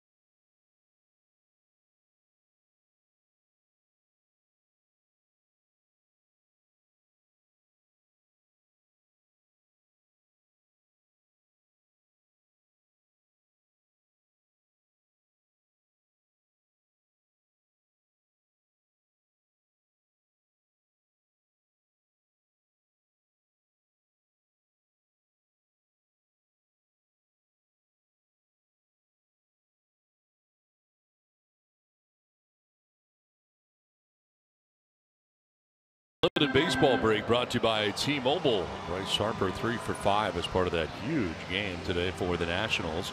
Very career high 19-game hitting streak for him right now. Steve Pearce walk-off grand slam and an 8-4 win for the Toronto Blue Jays against the A's.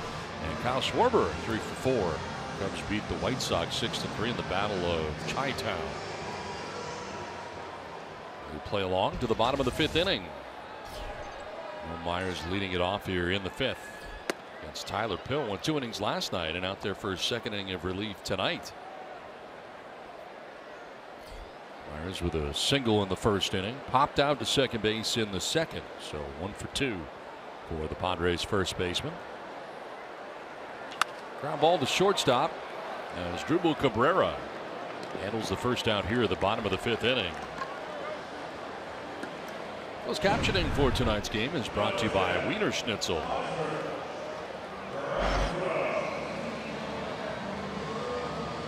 Retired, and it brings up Hunter Renfroe. Renfroe 0 for 2 has grounded out to third base and lined out to right. Having a good time? I am. I'm amused by you. Amuse you? Like how? What am I, a clown? You know, you a little clapping every now and then, just kind of, you know, getting fired up. What up for Hunter Renfroe? Glad I amuse you. It's fun, right? Oh, we got a call there. Wow. Appeared to be off the plate. It's on the corner of 16th and Imperial.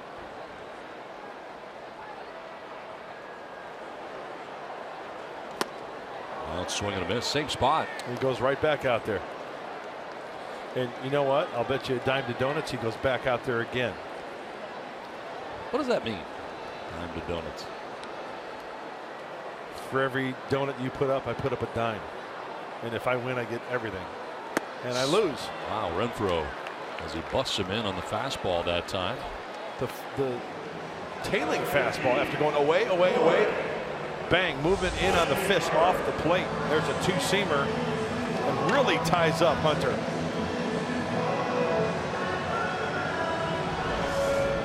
Two down here in the 5th. And brings up Corey Spangenberg. Reached on a fielder's choice in the 1st, walked in the 3rd.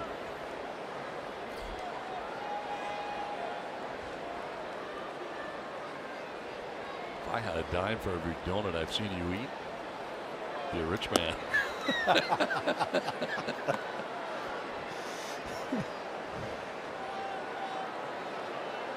You know the great thing about donuts? There's a lot of good things about donuts. You don't have to be hungry to have a donut. No.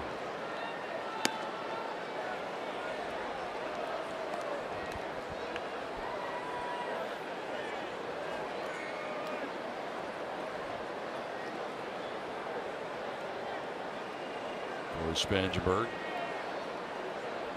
swings at the 2-0 and fouls it off down the left field line, out of play. Most donuts you've ever eaten in one sitting? Well, my go-to is it's 3. I'll go old-fashioned. I'll go old-fashioned. So okay, go ahead. Chocolate covered, old-fashioned, and then a French cruller. So that's 4. No, it's 3. Old-fashioned, chocolate covered, and then a French cruller. Okay, I thought you had the old-fashioned is just the plain cake. Okay, plain cake. You know what a plain cake is, right? No. It's just the plain donut. Yes, you have 2 of those. No, 1. Okay, you have 1. And then the chocolate covered, old-fashioned, which is. And then a cruller. And then a French cruller. Which is really like 2 donuts because it's bigger. It's just fluffier. It's not as dense. The French cruller is very light and fluffy. Like when you break it open, there's like a lot of like air pockets. It's the one. It looks like a dirt tire. It's got the treads. Yeah, it's very fluffy. Joey Chestnut almost. I wonder how many donuts Joey Chestnut can eat. Up and away, ball 4, and down to first base goes Spangenberg. Scans, what do you got? Oh, you got to start off with a chocolate covered twist. You follow it up with a rainbow sprinkle. Then you go with the buttermilk, and the coup de grace is the jelly filled at the very end. Wow. Oh, yeah. You can't go wrong with that combo, gentlemen. That's too much for me. I eat the same donut every time I go. I have chocolate frosted. Sometimes I'll get the big one, the flat one. Yeah. And I will have like an eclair without the filling. Without the filling. I'm not a big filling guy, so. But that chocolate frost is my go-to, and I'll probably have 4 of those. Hey guys, by the way, 3 o'clock in the morning when they're making the apple fritters and they're fresh out of the fryer. Oh, very nice. Don't cheat yourself. Yeah, it's worth it. 2 down, Spangenberg at first base. With Jabari Blash standing in.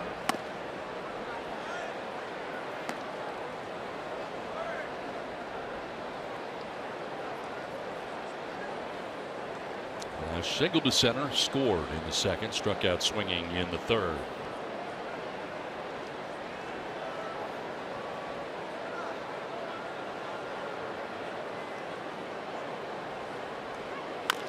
Chops one foul outside of third. Running it down is Reynolds for good measure, but a foul ball. Well, that was a pitch that Jabari could have done some damage with, but we mentioned the 2-seamer from Pill. Remember, he got Hunter inside with it.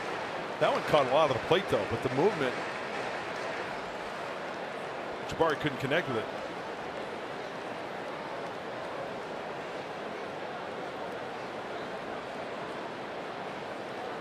Let's see what Darno has here. Is a slider down and away.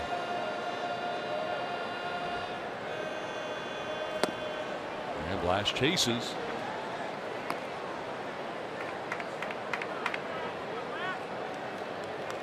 Pill, since coming into the game, has thrown 23 pitches.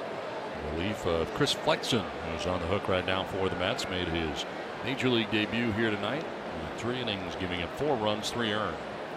Go to first. Looks like going to check on Spangenberg. Able to cross over to get back to the bag. Lead not terribly large.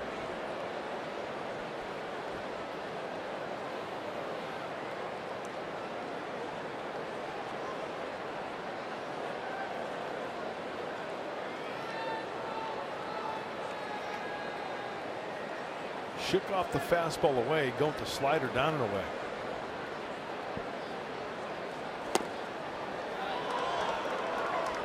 That's a pitch that Blash had chased earlier in the sequence. Does not this time. Evens up at 2-2.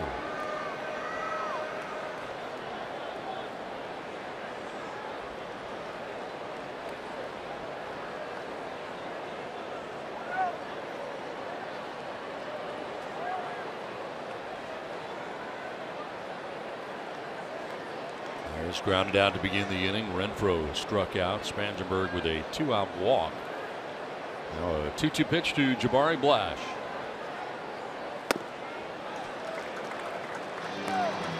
Full count now, and Spangenberg can get a start at first base. On deck is Dusty Coleman.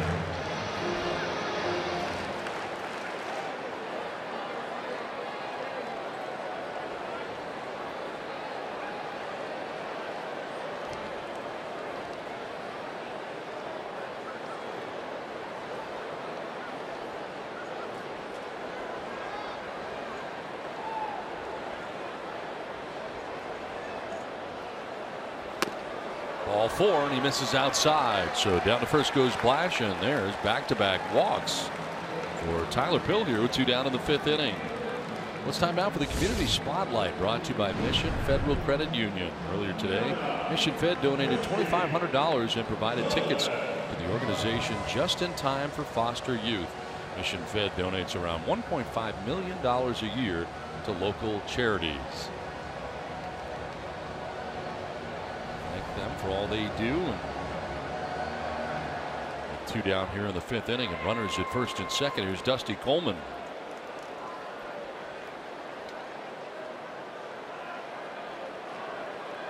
Coleman's been hit by a pitch and single to center. Drives one out towards right center field. That ball is headed back towards the wall, and it is gone. Dusty Coleman with his first major league home run. A 3-run shot gives the Padres a 7-1 lead.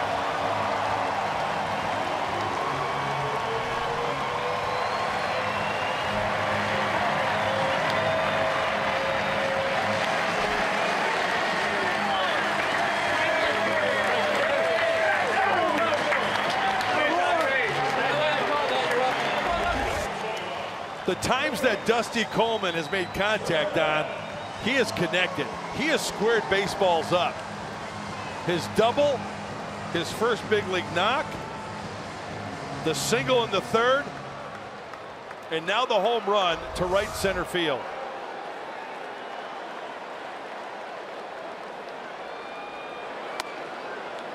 I think he really wanted to bust out a smile. Did you see him kind of smile as he? It's okay to smile, Dusty. Go ahead. That's great. His previous major league experience with the Kansas City Royals in 4 games. Just did not have a hit in those 4 games for Kansas City. Got his first major league hit in the Padres uniform, and now has his first major league home run.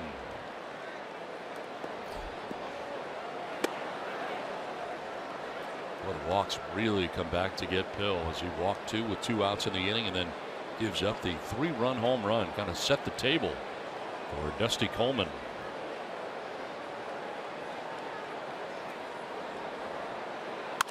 Now a grounder to Asdrubal Cabrera at shortstop for the out that ends the inning, but the damage is done. Dusty Coleman's first major league home run heads out to right center field and out the yard. It puts the Padres on top 7-1 at the end of 5 innings from Petco Park in San Diego.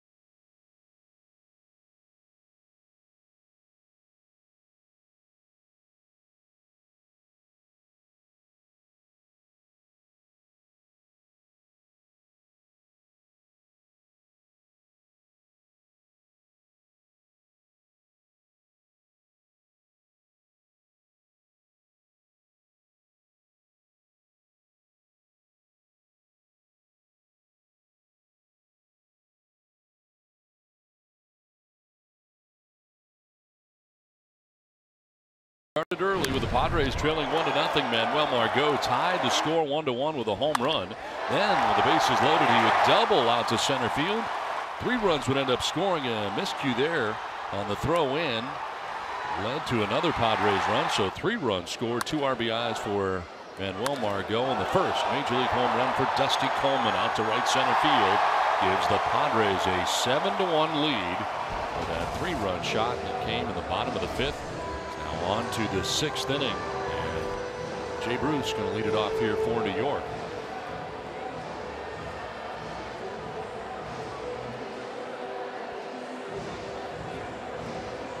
Oakland umpire waiting for the sound system to wrap up.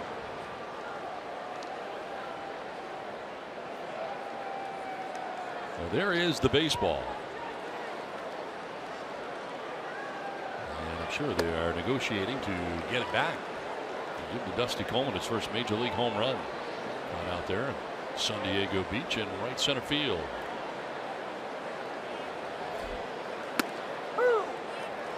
He has hit the ball consistently hard, Dusty Coleman. Looks very solid at the shortstop position as well.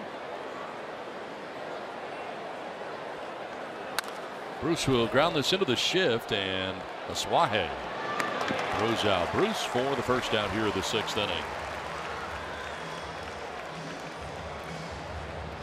Perdomo has seemingly settled into this outing here through the middle innings, pitching very well. Yeah, after that long first inning, the single in the second, left stranded. In the 3rd, the double, gone. Walk in the 4th, see ya. In the 5th, a single. He's found his groove. Flores takes strike 1. He's not had a 1-2-3 inning yet. I'd love to have that right here. I'd like to see San Diego turn this one into a laugher, right? Quick inning here for Lewis, and then have the Padres add on in their bottom half of the 6th, and so on and so on. Get into the double digits. Everybody get in on the fun. On the ground to first base, Myers works from the ground up and will tag the bag at first. 2 down. Well, ground ball outs as this outing is going along too. It's a good sign for Luis Perdomo. 2 down here in the 6th, and we'll bring up the veteran Curtis Granderson. So are you more of a donut guy than a muffin guy? Oh, no question. Yeah, hands down. Oh yeah. Choice between donut and muffin. Muffin, no chance. Muffin's nice, but it's not a donut. No.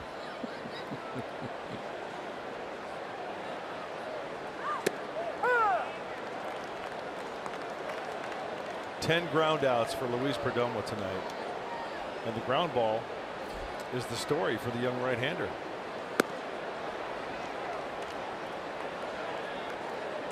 Padres shifting again, this time on Granderson.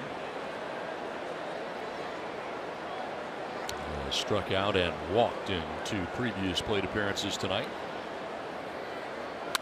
Now he lines this to right field with some authority, and that's going to one-hop the wall. Renfroe plays the carom. Throw to second base will be late, and sliding in with a 2-out double goes Curtis Granderson.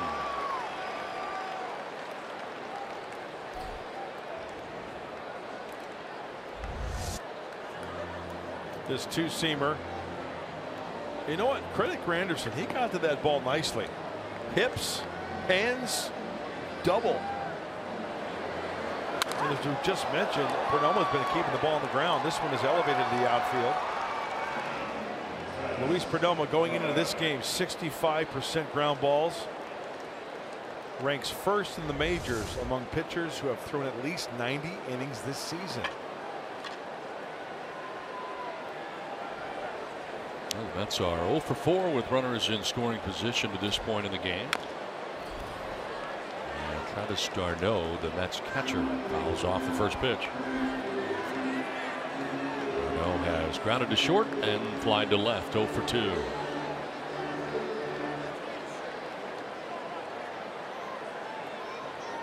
Two for 11 in the series.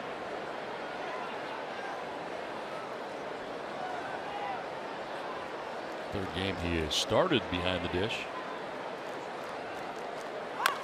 Fouls it off himself, and down he goes.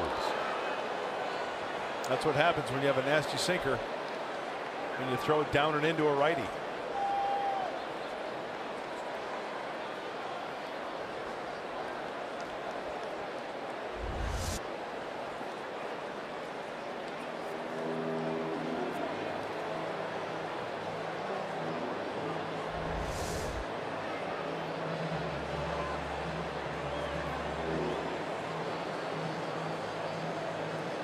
How you doing?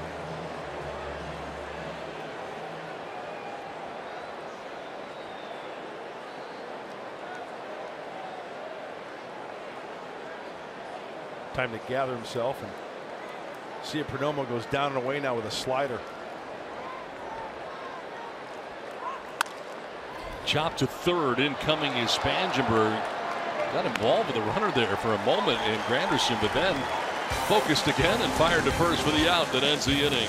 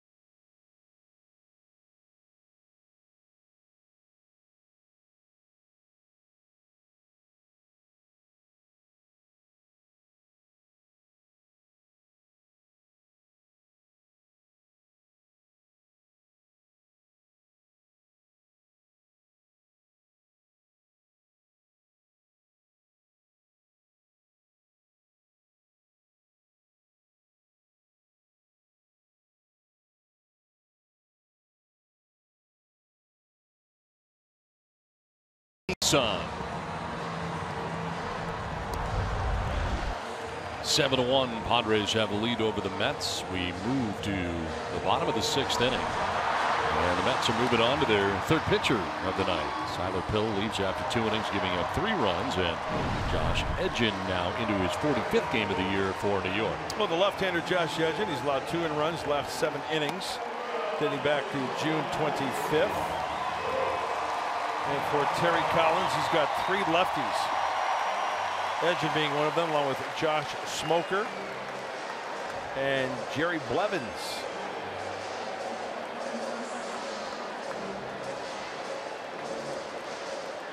Luis Perdomo, who's thrown 85 pitches, going to lead it off here to begin the bottom of the 6th inning. At a 7-1 lead in this game is Luis Perdomo. 0 for 2 at the plate and takes a hack for strike 1. Pretty much 4 seamers, sliders, and cutters from Josh Edgin. Luis hurt his hand on that last swing. Ball timeout. Was kind of flexing it there for a while. It's still. It's his glove hand, left arm.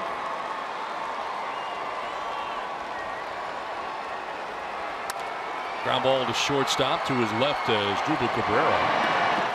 And throws out Perdomo for the first out of the inning. Let's check back in with Bob.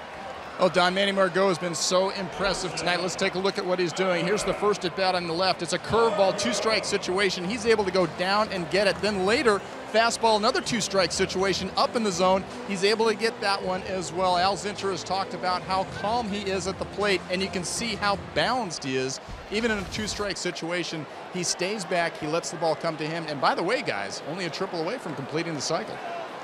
Here he is with one out in the inning, bottom of the 6th.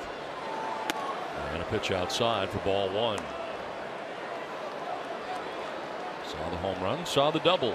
Also has a bunt single. He was back in the 4th inning. So a 3-hit night to this point. Strike over the outside corner, evens a count of 1-1.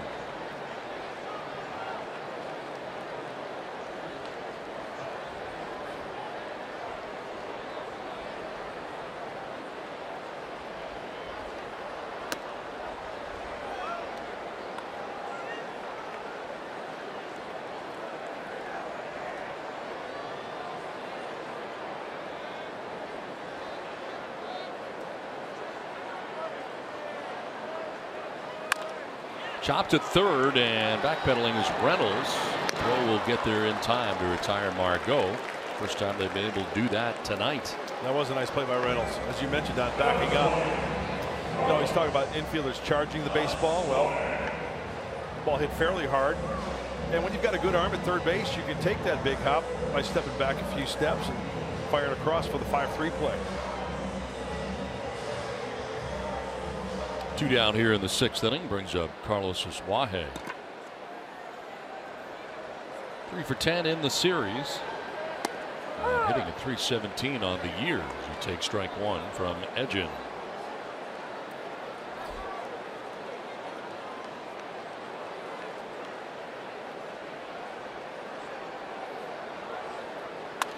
On the ground right side, Flores has got it.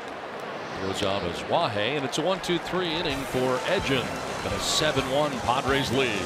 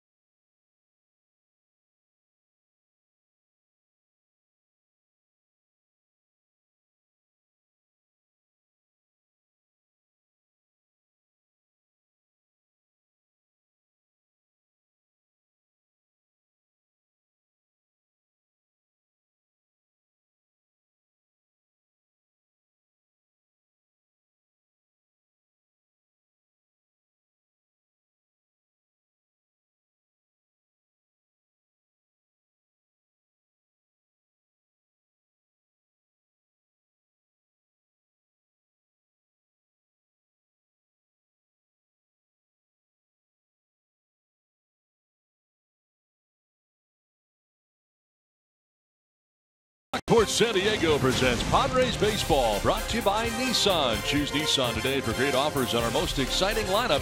Shop at choosenissan.com. And by Petco, where the pets go. Fun night tonight so far for the Padres, on top 7-1 from Petco Park in San Diego. Padres getting 1 in the first, 3 in the second, and 3 in the 5th inning. Dusty Coleman's first major league home run. And once again, giving some wiggle room for Luis Perdomo. And there you see the breakdown. 3 strikeouts, 11 ground outs, and 4 outs in the air. Matt Reynolds going to lead it off here. The Mets third baseman, 1 for 2.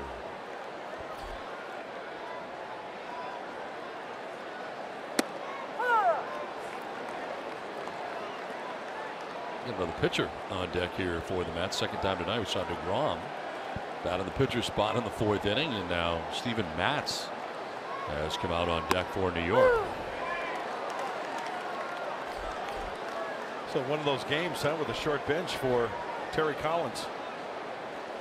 Lucas Duda traded before the ball game to the Tampa Bay Rays.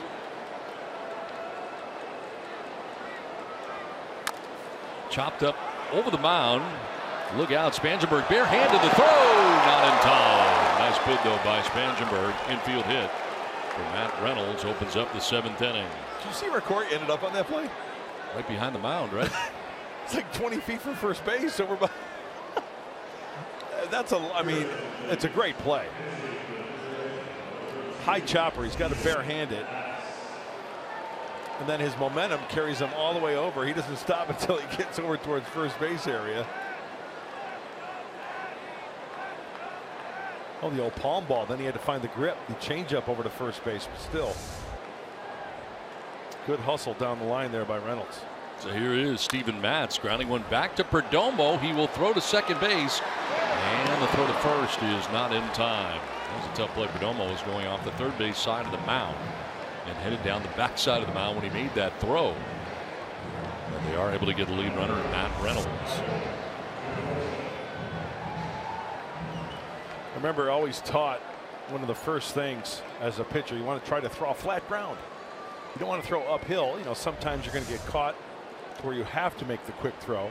That's an adjustment you learn over the course of time. But anytime you can find flat ground to make that throw to second base, you're better off. And one down, Matz at first, and the Padres shift in the infield, but they keep it in the infield, the double play possibilities. And Michael Conforto grounds one to first. Myers going to go to second base, throw back to first. Myers is there, but pulled the foot apparently. Ordered to first base umpire Mark Rippinger. No chance for double play, and Myers appeared to be there, but foot off the bag according to Rippinger. Will Myers positioning himself even before he gets that baseball, so it's a good. Oh yeah, he's off the bag, huh? He never had the bag.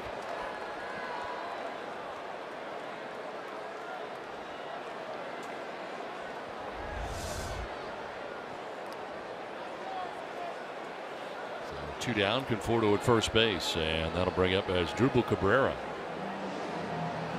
Mr. Ren's heading out to the mound to give Perdomo some time.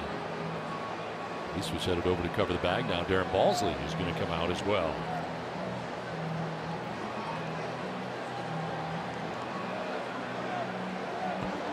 See Balsley get out there. He goes, "Are you tired?"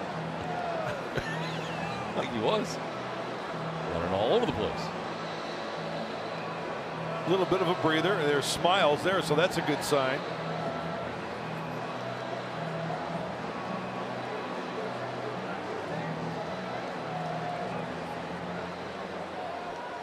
Looks like everything's totally in. There's a Torres Phil Maton up in the pen. First time we've seen action out there for the Padres in the game, and it comes here with two down in the 7th inning.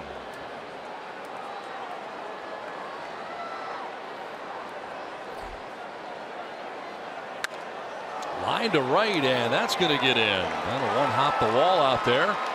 As Conforto is headed to third, he'll stop there. Very long single for Asdrubal Cabrera. Out of the Petco porch down there in right field on a hop, and it's first and third now, two down. First pitch, Hacken. This two-seamer down and in.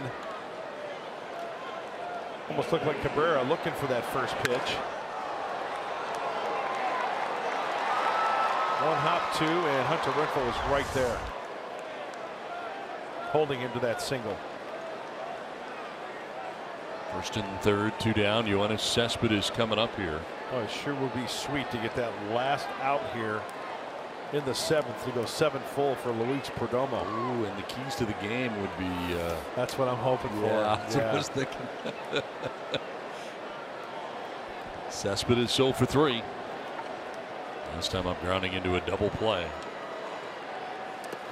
And takes ball 1 in the dirt. Surrounded there by Torrens.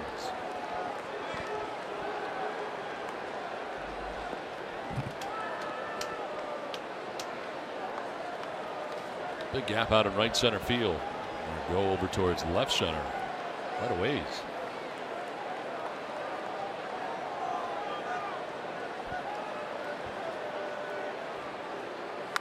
Fouled off to the right, out of play. 1-1. Cespedes with a home run in the series. His 10th of the year. Look at that shift. side of the infield and lots of room in right center. Lots of room on the right side altogether. Oh my goodness, we got circling, we got numbers. 4 numbers. What was that? Yeah, it's a swing and a miss for Cespedes. What was 4 indicated? Just where the catcher was? Or? I forgot to hit the arrow. I went numbers, I forgot to go to arrow. I went arrow and it went number 4. That was awesome. I had it so good up till then. I was describing or helping this, what you were describing so well. Analyst camp right around the corner. 1-2 pitch grounded foul. In Palm Springs, California, where they have analyst camp every year. Mark participates. As Cespedes fouled that pitch off himself. He'll be right around the corner. We're back for 6 weeks again, October, November. Yeah, it's going to be great. I really look forward to it. I room with Mike Blowers. He's the analyst for the Mariners. Mike and I were teammates in Seattle. And now you go to analyst camp together. That's great. 1 week telestrator work. So I'm sure they'll use that at the seminar. Probably an example as to what not to do. Not to do. Yeah. Throw a 4 out there where nobody is. Now, Mark, what were you thinking there? What did you learn from your mistake, Mark? 1-2 pitch. He was on the ground, foul.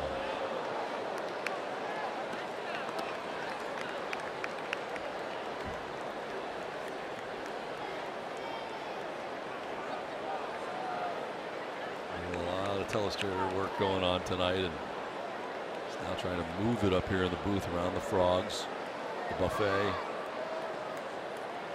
Backup sunglasses.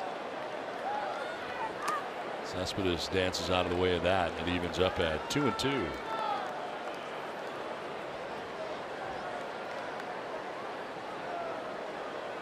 .97 pitches for Luis Perdomo. 2 down. Conforto at third. Cabrera at first.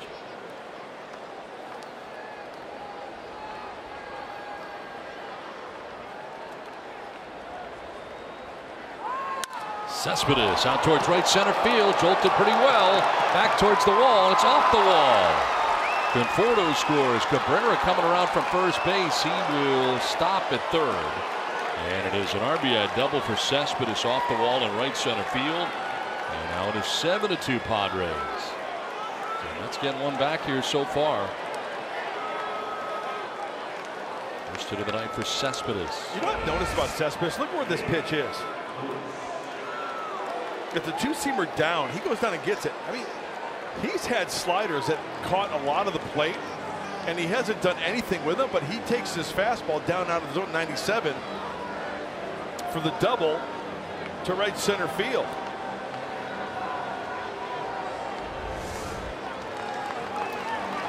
That's the night for Perdomo. He'll leave on top 7-2.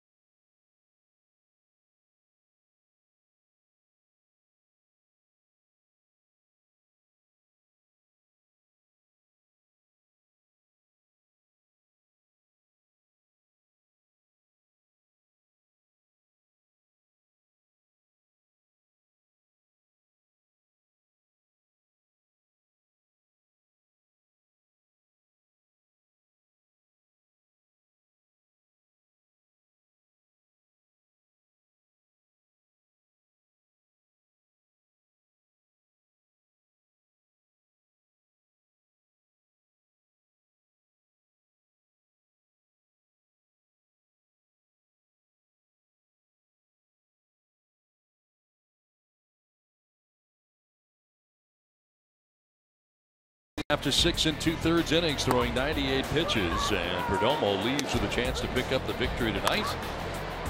Pretty good a lot of the night, a lot of ground ball outs. A lot of it. You know, it could have been worse. In the first inning, leadoff double, Conforto scored.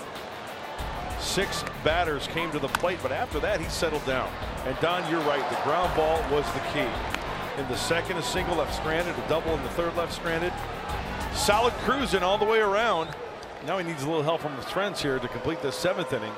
After all told, a good night in the big leagues for Luis Perdomo. Hands off the baseball to the pen, and Jose Torres first out of the pen tonight for San Diego. They just call a balk? They did. Oh. Hadn't thrown a pitch yet, and a run coming in as Drupal Cabrera coming from third on the balk. Charge to Jose Torres. Oh, that hurts. Time is in. Torres gets settled.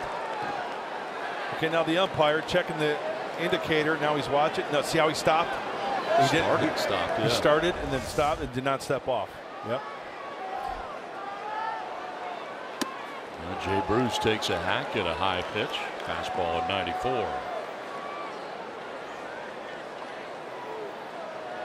That's got to rattle you a little bit. Haven't thrown a pitch yet, and you are charged with a balk. Well, the thing that concerns me is that now it puts the Mets within slam range.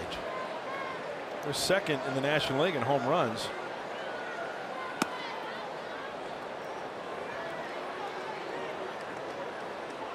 That run charged to Perdomo, still responsible for Cespedes, who is now at third base.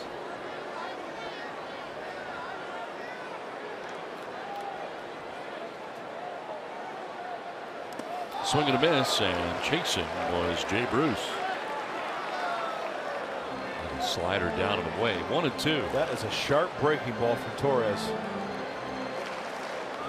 Hey, and added pressure for Luis Torres behind the plate. I mean, that's another run out there that's huge for the New York Mets. He's got to smother and recover if he throws another one in the dirt.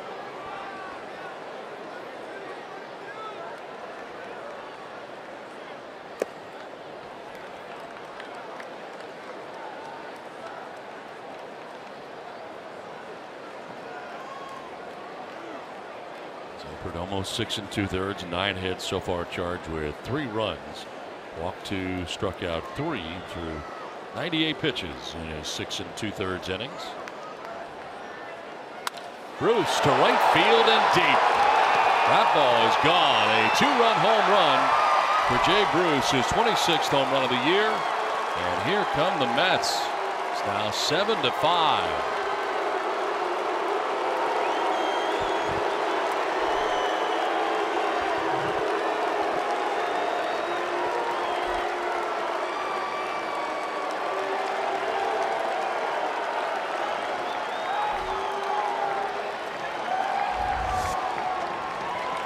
Two fastball. He wants it away. It just catches too much of the plate. And look at the extension of the arms. Jay Bruce going out and getting it. Jay Bruce off of lefties this year, hitting only .225. That's his 6th home run off a left-hander. And yes, sir, he got extended. No doubt about that one. So it's a 2-run game now. 7-5 Padres.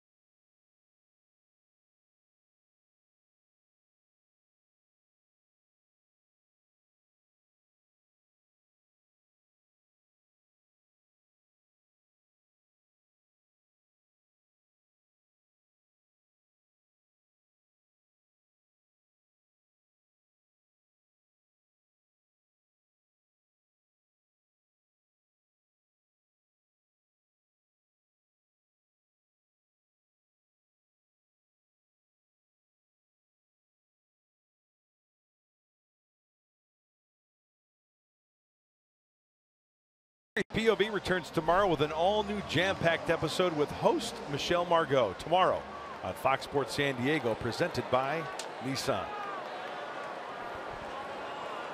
New ball game now as the Mets making some noise here in the 7th have scored 4 times. And Phil Maton becomes the 3rd pitcher of this inning for San Diego. Homer Flores batting as Maton takes over. Pitched on Tuesday against these same Mets, went an inning, a third, and gave up a hit and a run.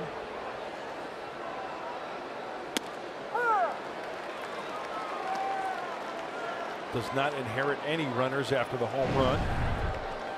His 21st game already for Phil. Creeping up on him, huh? Plenty of use for the young right-hander. Only 2 walks. He's a strike thrower. Popped up right side. Suaje makes the catch that ends the inning. 7th inning stretch. Padres have a 7-5 lead.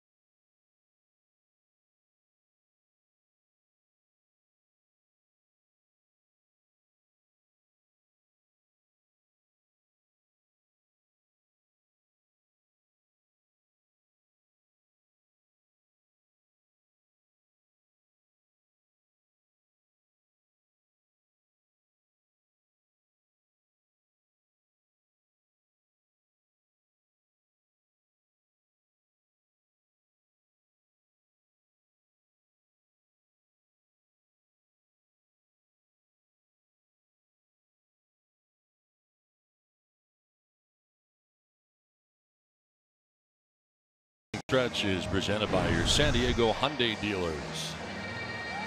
The Mets in the top of the 7th inning, scoring 4 times to make this a 2-run ball game. Padres on top 7-5. As we play along to the bottom of the 7th inning, and the Mets will use their 4th pitcher of the night, first appearance of the series for Fernando Salas.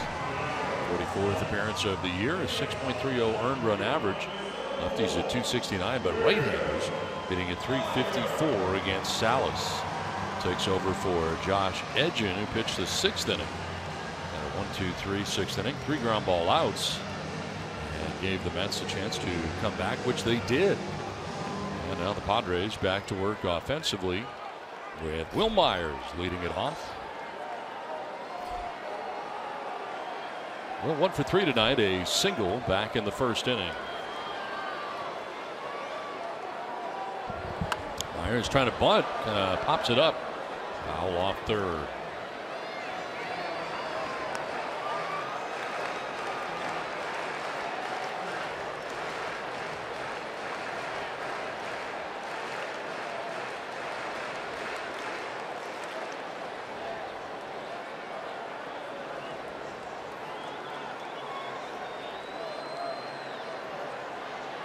Two for 13 in the series is Myers.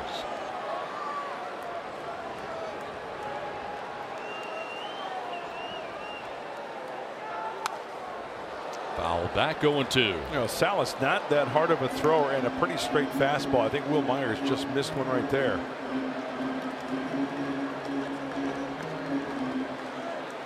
Salas really struggled lately, allowing 13 earned runs in his last 13 2/3 innings. Here's that 4-seamer down right at the belt buckle and working underneath it just a little bit too much.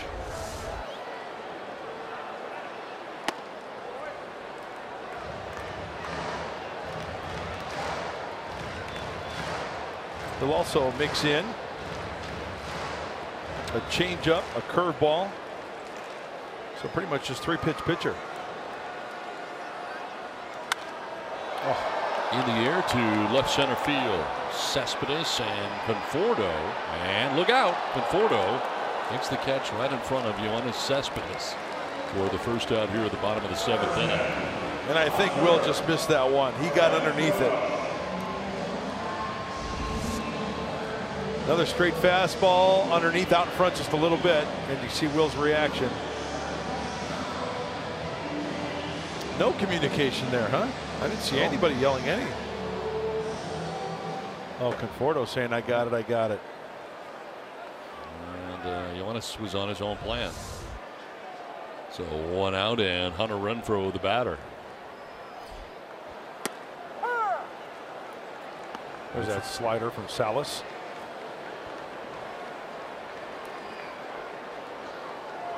One for 3 on the night is Renfroe, grounding out, lining out and striking out.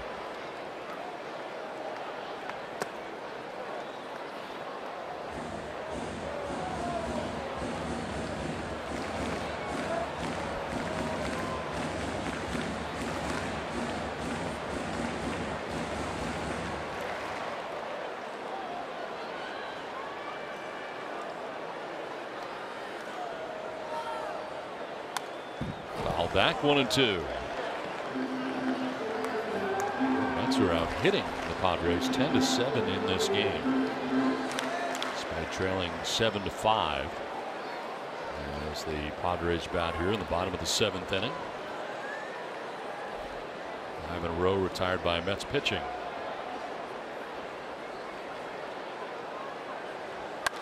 Renfroe gets into this towards deep left center field. Back goes Conforto, and he'll have room. Makes the catch for out number 2. That ball just died out there in left center field off the bat. I thought that had a chance to go, but not even close, not even to the warning track, as it turns out.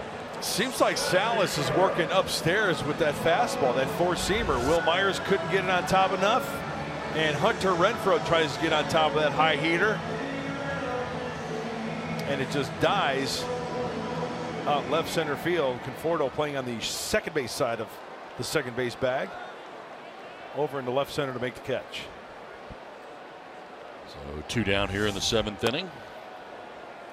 Ball definitely travels differently here at night than it does during the day. Spangenberg has been on base 3 times without the benefit of a hit, which on a fielder's choice, and has walked twice in this game.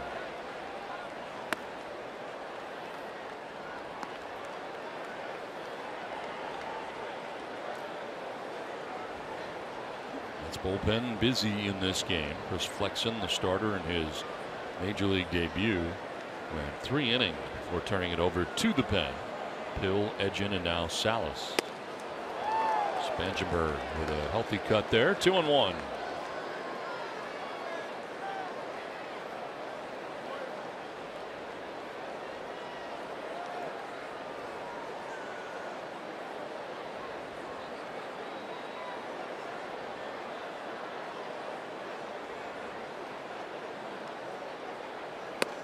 On the corner for a strike 2. That was generous.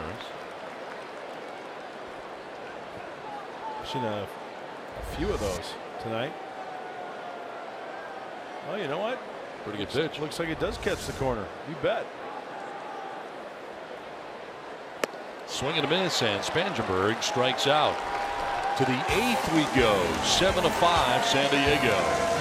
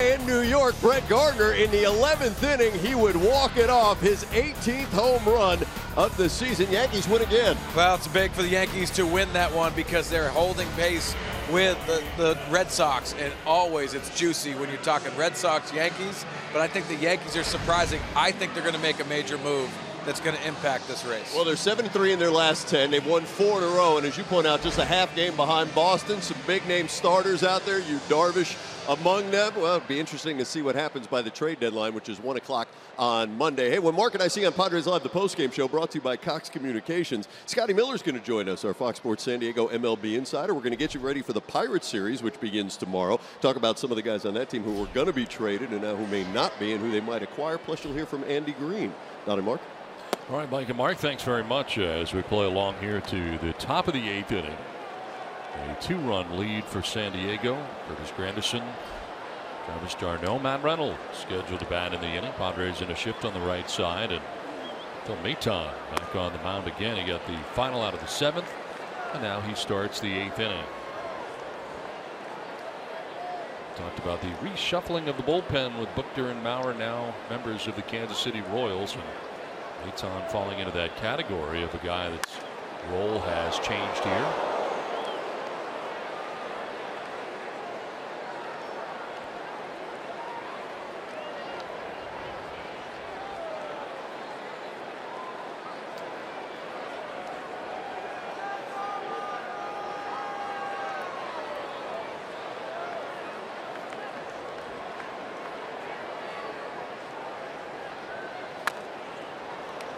Beats up Granderson coming inside. He fouled it off. 2-2.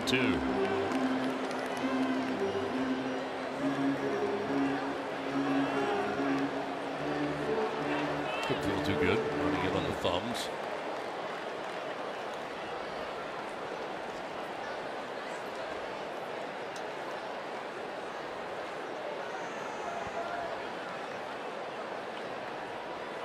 Swing and a miss, elevated at 94, and he strikes out Granderson for the first out of the 8th inning. Well, we talk about the spin rate and the fastball up in the zone from Phil Maton, and there it is. The ball's got a little cut action to it as well. And the Grandy man goes down swinging. So 1 down here in the 8th.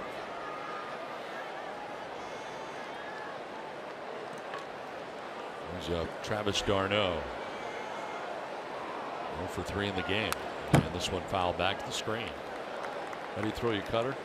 You know what? I 4-seam grip. Here's what I did: 4-seam grip here, and then kind of offset it a little bit here. See how there's more ball on this side here than here? Yep. And just cut it. Just cut it right down the middle, so that ball off the fingers, off that seam, will get that little bit of rotation that way. And then the idea is to move maybe, I mean, not a lot, 4 to 6 inches maybe on the same plane, so you avoid the sweet spot. Slider breaks down in a way. Cutter, best way to say it is on the same plane, moves on the same plane away from the sweet spot, if that makes sense to you.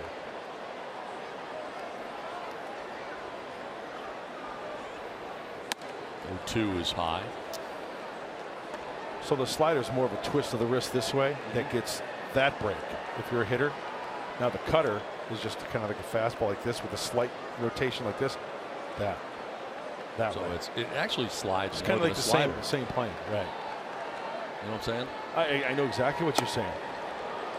So what you're saying is the slider should be the cutter, right? Should be the and the cutter should be the slider. Cutter should be down and away. Slider should slide instead of the reverse. See, the problem, you hear a lot of pitchers that throw a cutter that have problems with it. They make it too big. They try to manipulate it too much to where it kind of just flattens out, and that's where you run into trouble. That's a nice slider right there from Maton. d'Arnaud strikes out. I don't know where Luis Torrens is going. Luis, Torrens is headed to the dugout. There's 3 outs. There's 3 outs. There's only 2.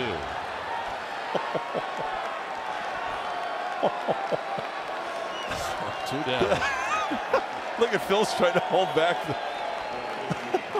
He was nearly all the way in the dugout. Wow. So this is out number 2. This is great. That's That's enough for Luis Torrens. Yeah, we're going to hacking, guys. Let's go. Come on. Let's get some runs. Almost all the way to the dugout. Reynolds will take ball one. Where you going? I think that's one of the farthest I've seen a position player go. No question.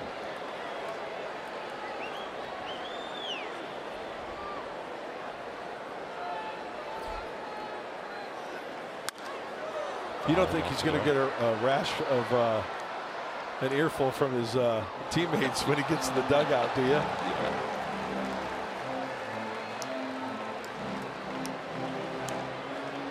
That was amazing. I've not seen that far before. Usually the catcher has a pretty good idea how many outs there are.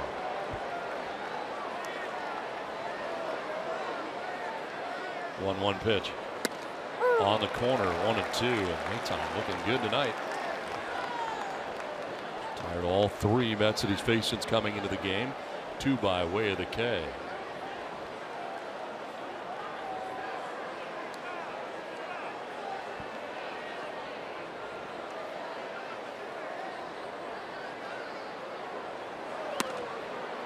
Outside, 2-2. Jose Reyes has come out on deck here for the Mets. They've used pitchers to hit in the 9 spot so far tonight. Guys that are not in the game pitching, but starters. DeGrom, Matz, both off the bench to pinch hit. Short bench tonight for Terry Collins. That's strike 3, and Luis Torrens, that's out number 3. You can go to the dugout now.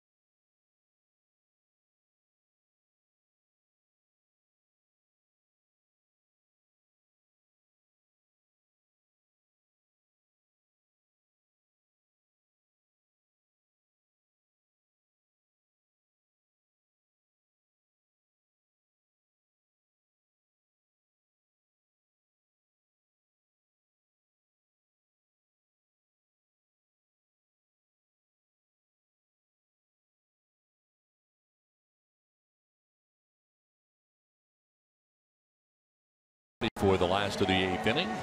Everybody on the same page now as to how many outs there were. The day after the Padres score 5 or more runs, get 50% off any regular menu price online order at papajohns.com. All you got to do is enter promo code Padres5. Well, Padres coming up here with Flash, Coleman, and Torrens scheduled to bat in the inning. The pitcher Eric Godell into the game now for New York. Yeah, it's time to add on for the Padres after the Mets score 4 in the 7th. His 13th game. Goodell pitched last night in the 4th. An inning, he struck out 2 Padres. Boy, lefties 357, but righties.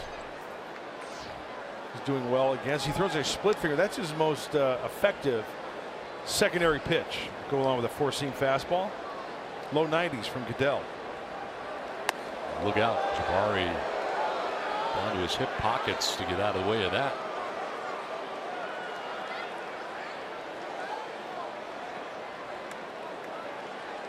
Flash 2 for 7 in the series. Had a hit back in the second inning. Single to center. Also walked in this game and has scored 2 runs.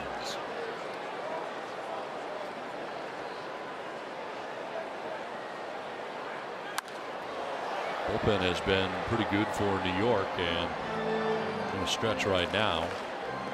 They're a combination of Edgin, Salas, and Hill had retired 7 Padres in a row to begin this, the bottom of the 8th inning.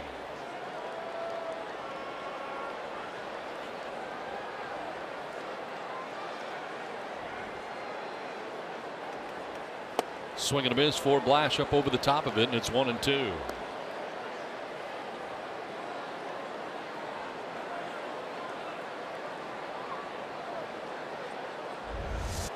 Oh, there's the split finger grip from Goodell and the tumbling effect down and in. Well, the key is to really stay on top of that ball, not work to the side. And you know the beauty of that pitch, that ball can come out one way or the other. You know, it's off your index finger or it's off your middle finger, and you really at times don't know which way that ball is going to tumble.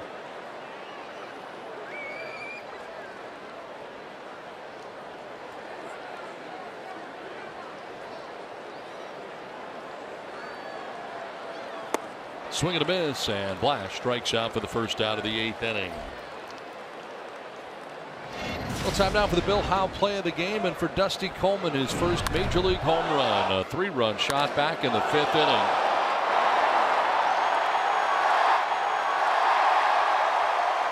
Great night for him. And 3 big runs for the Padres. Difference in the game right now as they lead by 2. But had a 4-1 lead when Coleman hit that 3-run shot. Now here he is with 1 out, bases empty in the last of the 8th.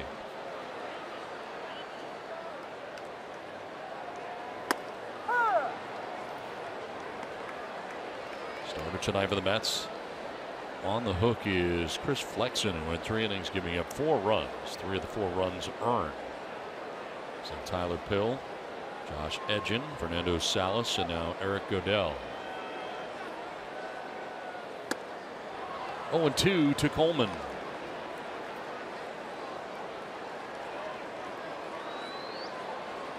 Padres with 2 home runs. Dusty Coleman's you just saw, and Manny Margot with a home run in the bottom of the 1st inning. His home run, a solo shot, 7th of the year.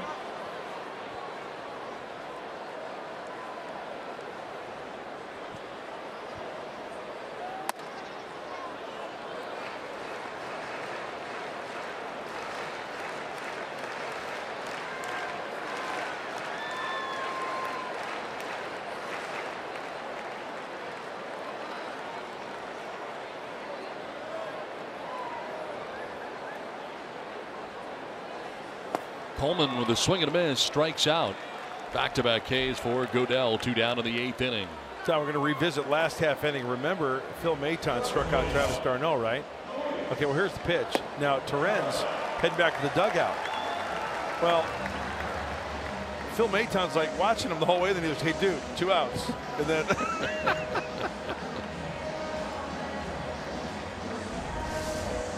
that was funny. He was just staring him down, watching him all the way to the dugout. I can't believe how far he got. I know. Almost to the dugout steps. Well, here is Luis Terren. He has walked, grounded into a double play, and grounded out to short. Hits one to short again, and as Drupal Cabrera throws him out and ends the 8th inning. To the 9th we go.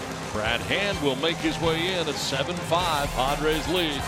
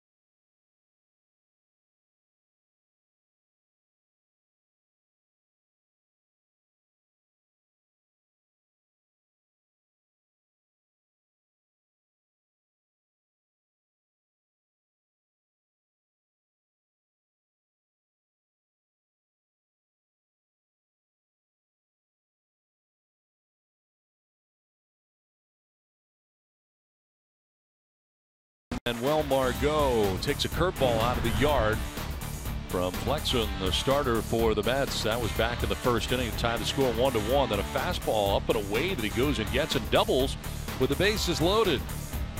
3 runs would score, and then a bunt single as he notices the third baseman Reynolds deep at third. Sees that, drops the bunt down to pick up his 3rd hit of the game. He's our Carl's Jr. star of the game, and he's Manny Margot. So here we go to the top of the 9th inning. And in is the current closer for the San Diego Padres, Brad Hand, who was able to grab a save here last night. Number 4 last night, looking for number 5, and the all-star numbers are right there. 48th game for the left-hander. Very few walks. This guy's got no heartbeat when he's out on the hill. You know what I'm saying? I mean, cool as they come. Nothing rattles Brad Hand.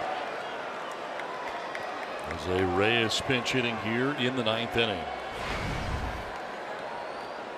Started all the games until tonight, was on the bench until now.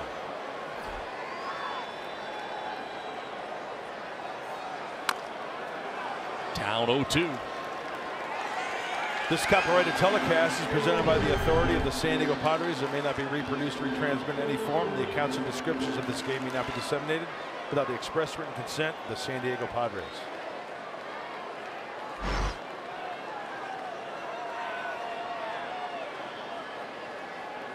0-2 pitch coming up to Reyes.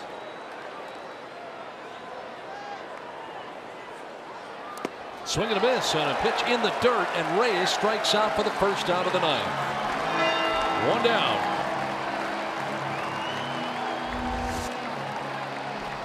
Well, it's the breaking ball we've seen all season long, and with 2 strikes, it's hard to protect. It's hard to hit that one, and that's what Brad Hand does so well. He can throw it for a strike early, and he can make you a fish for it late. 1 down in the 9th inning, top of the order. Michael Conforto coming up. 2-hit night for the Mets center fielder. He has doubled and singled and has scored a couple of runs. That's all-star this year. Fouls it back to the screen for strike 1. Let's revisit the keys to the game, brought to you by your San Diego Honda dealers. Rock the rookie, Chris Flexen, making his major league debut. 3 innings, 5 hits, 4 runs, and 7 frames for Perdomo. A third away. He went 6 2/3. Still a good night in the big leagues for Luis.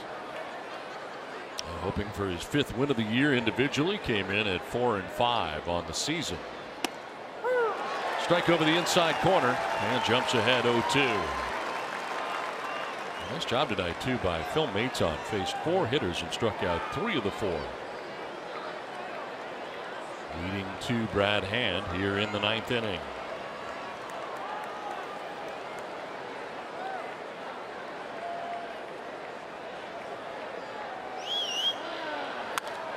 Popped up, foul ground, Torrens and Spangenberg, but neither will have a play. Ends up behind the Mets dugout. You know, Don, recapping this game, looking at that line score out left field, I mean, to me, the telling thing is the big lead for San Diego, allowing the Mets to have that big inning in the 7th with the 4, but still has the lead. Very key for San Diego. 3 in the 2nd, 3 in the 5th. Putting up crooked numbers in those frames. The Padres enjoyed a 7-1 lead, but back came the Mets with a 4 spot in the 7th inning. Now an 0-2 pitch to Michael Conforto. And it's just off the outside edge.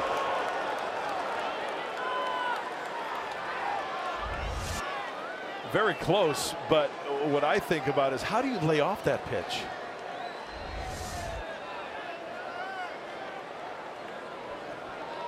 With 2 strikes.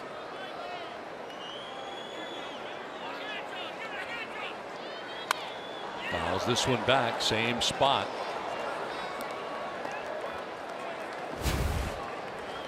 Well, since the middle of June 14th to be exact, in 17 1/3 innings, 21 strikeouts for Brad Hand. He's not allowed to run. Opponent hitting at 197. Those are numbers you look at and you have to chuckle.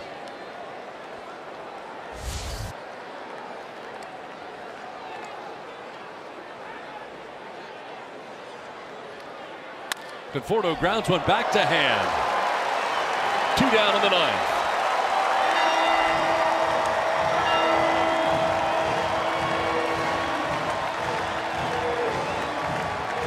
That's 6 in a row retired by Padres pitching. 2 outs in the ninth inning. And it brings up Asdrubal Cabrera.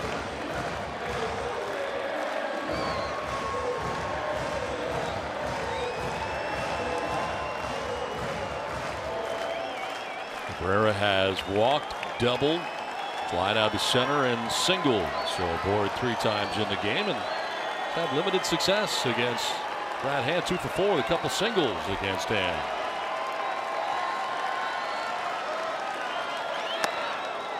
Ball 1 inside.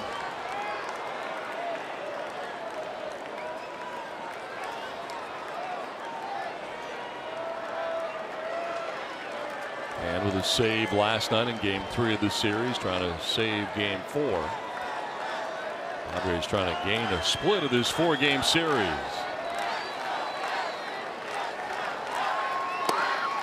Ball 2, 2-0. Meanwhile, the Mets are trying to get the tying run to the plate in Yoenis Cespedes, who waits on deck here with 2 down in the ninth inning.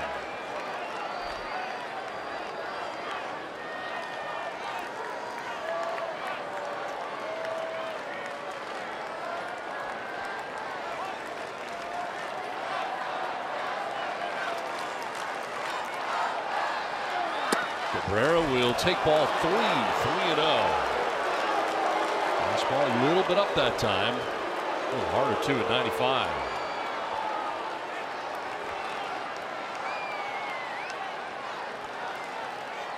Boy, not too many times this year we've seen Brad Hand go 3-0. No.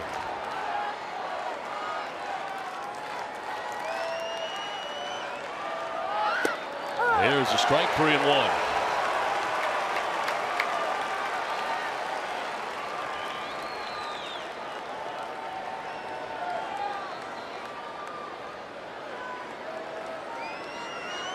Two down, top of the ninth inning. Padres on top, 7-5. Brad Hand trying to finish it up.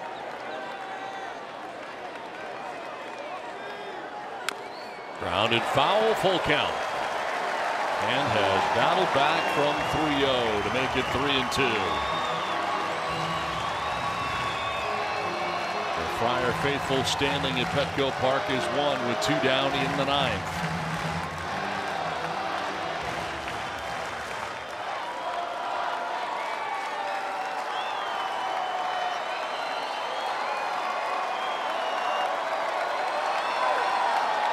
Payoff pitch.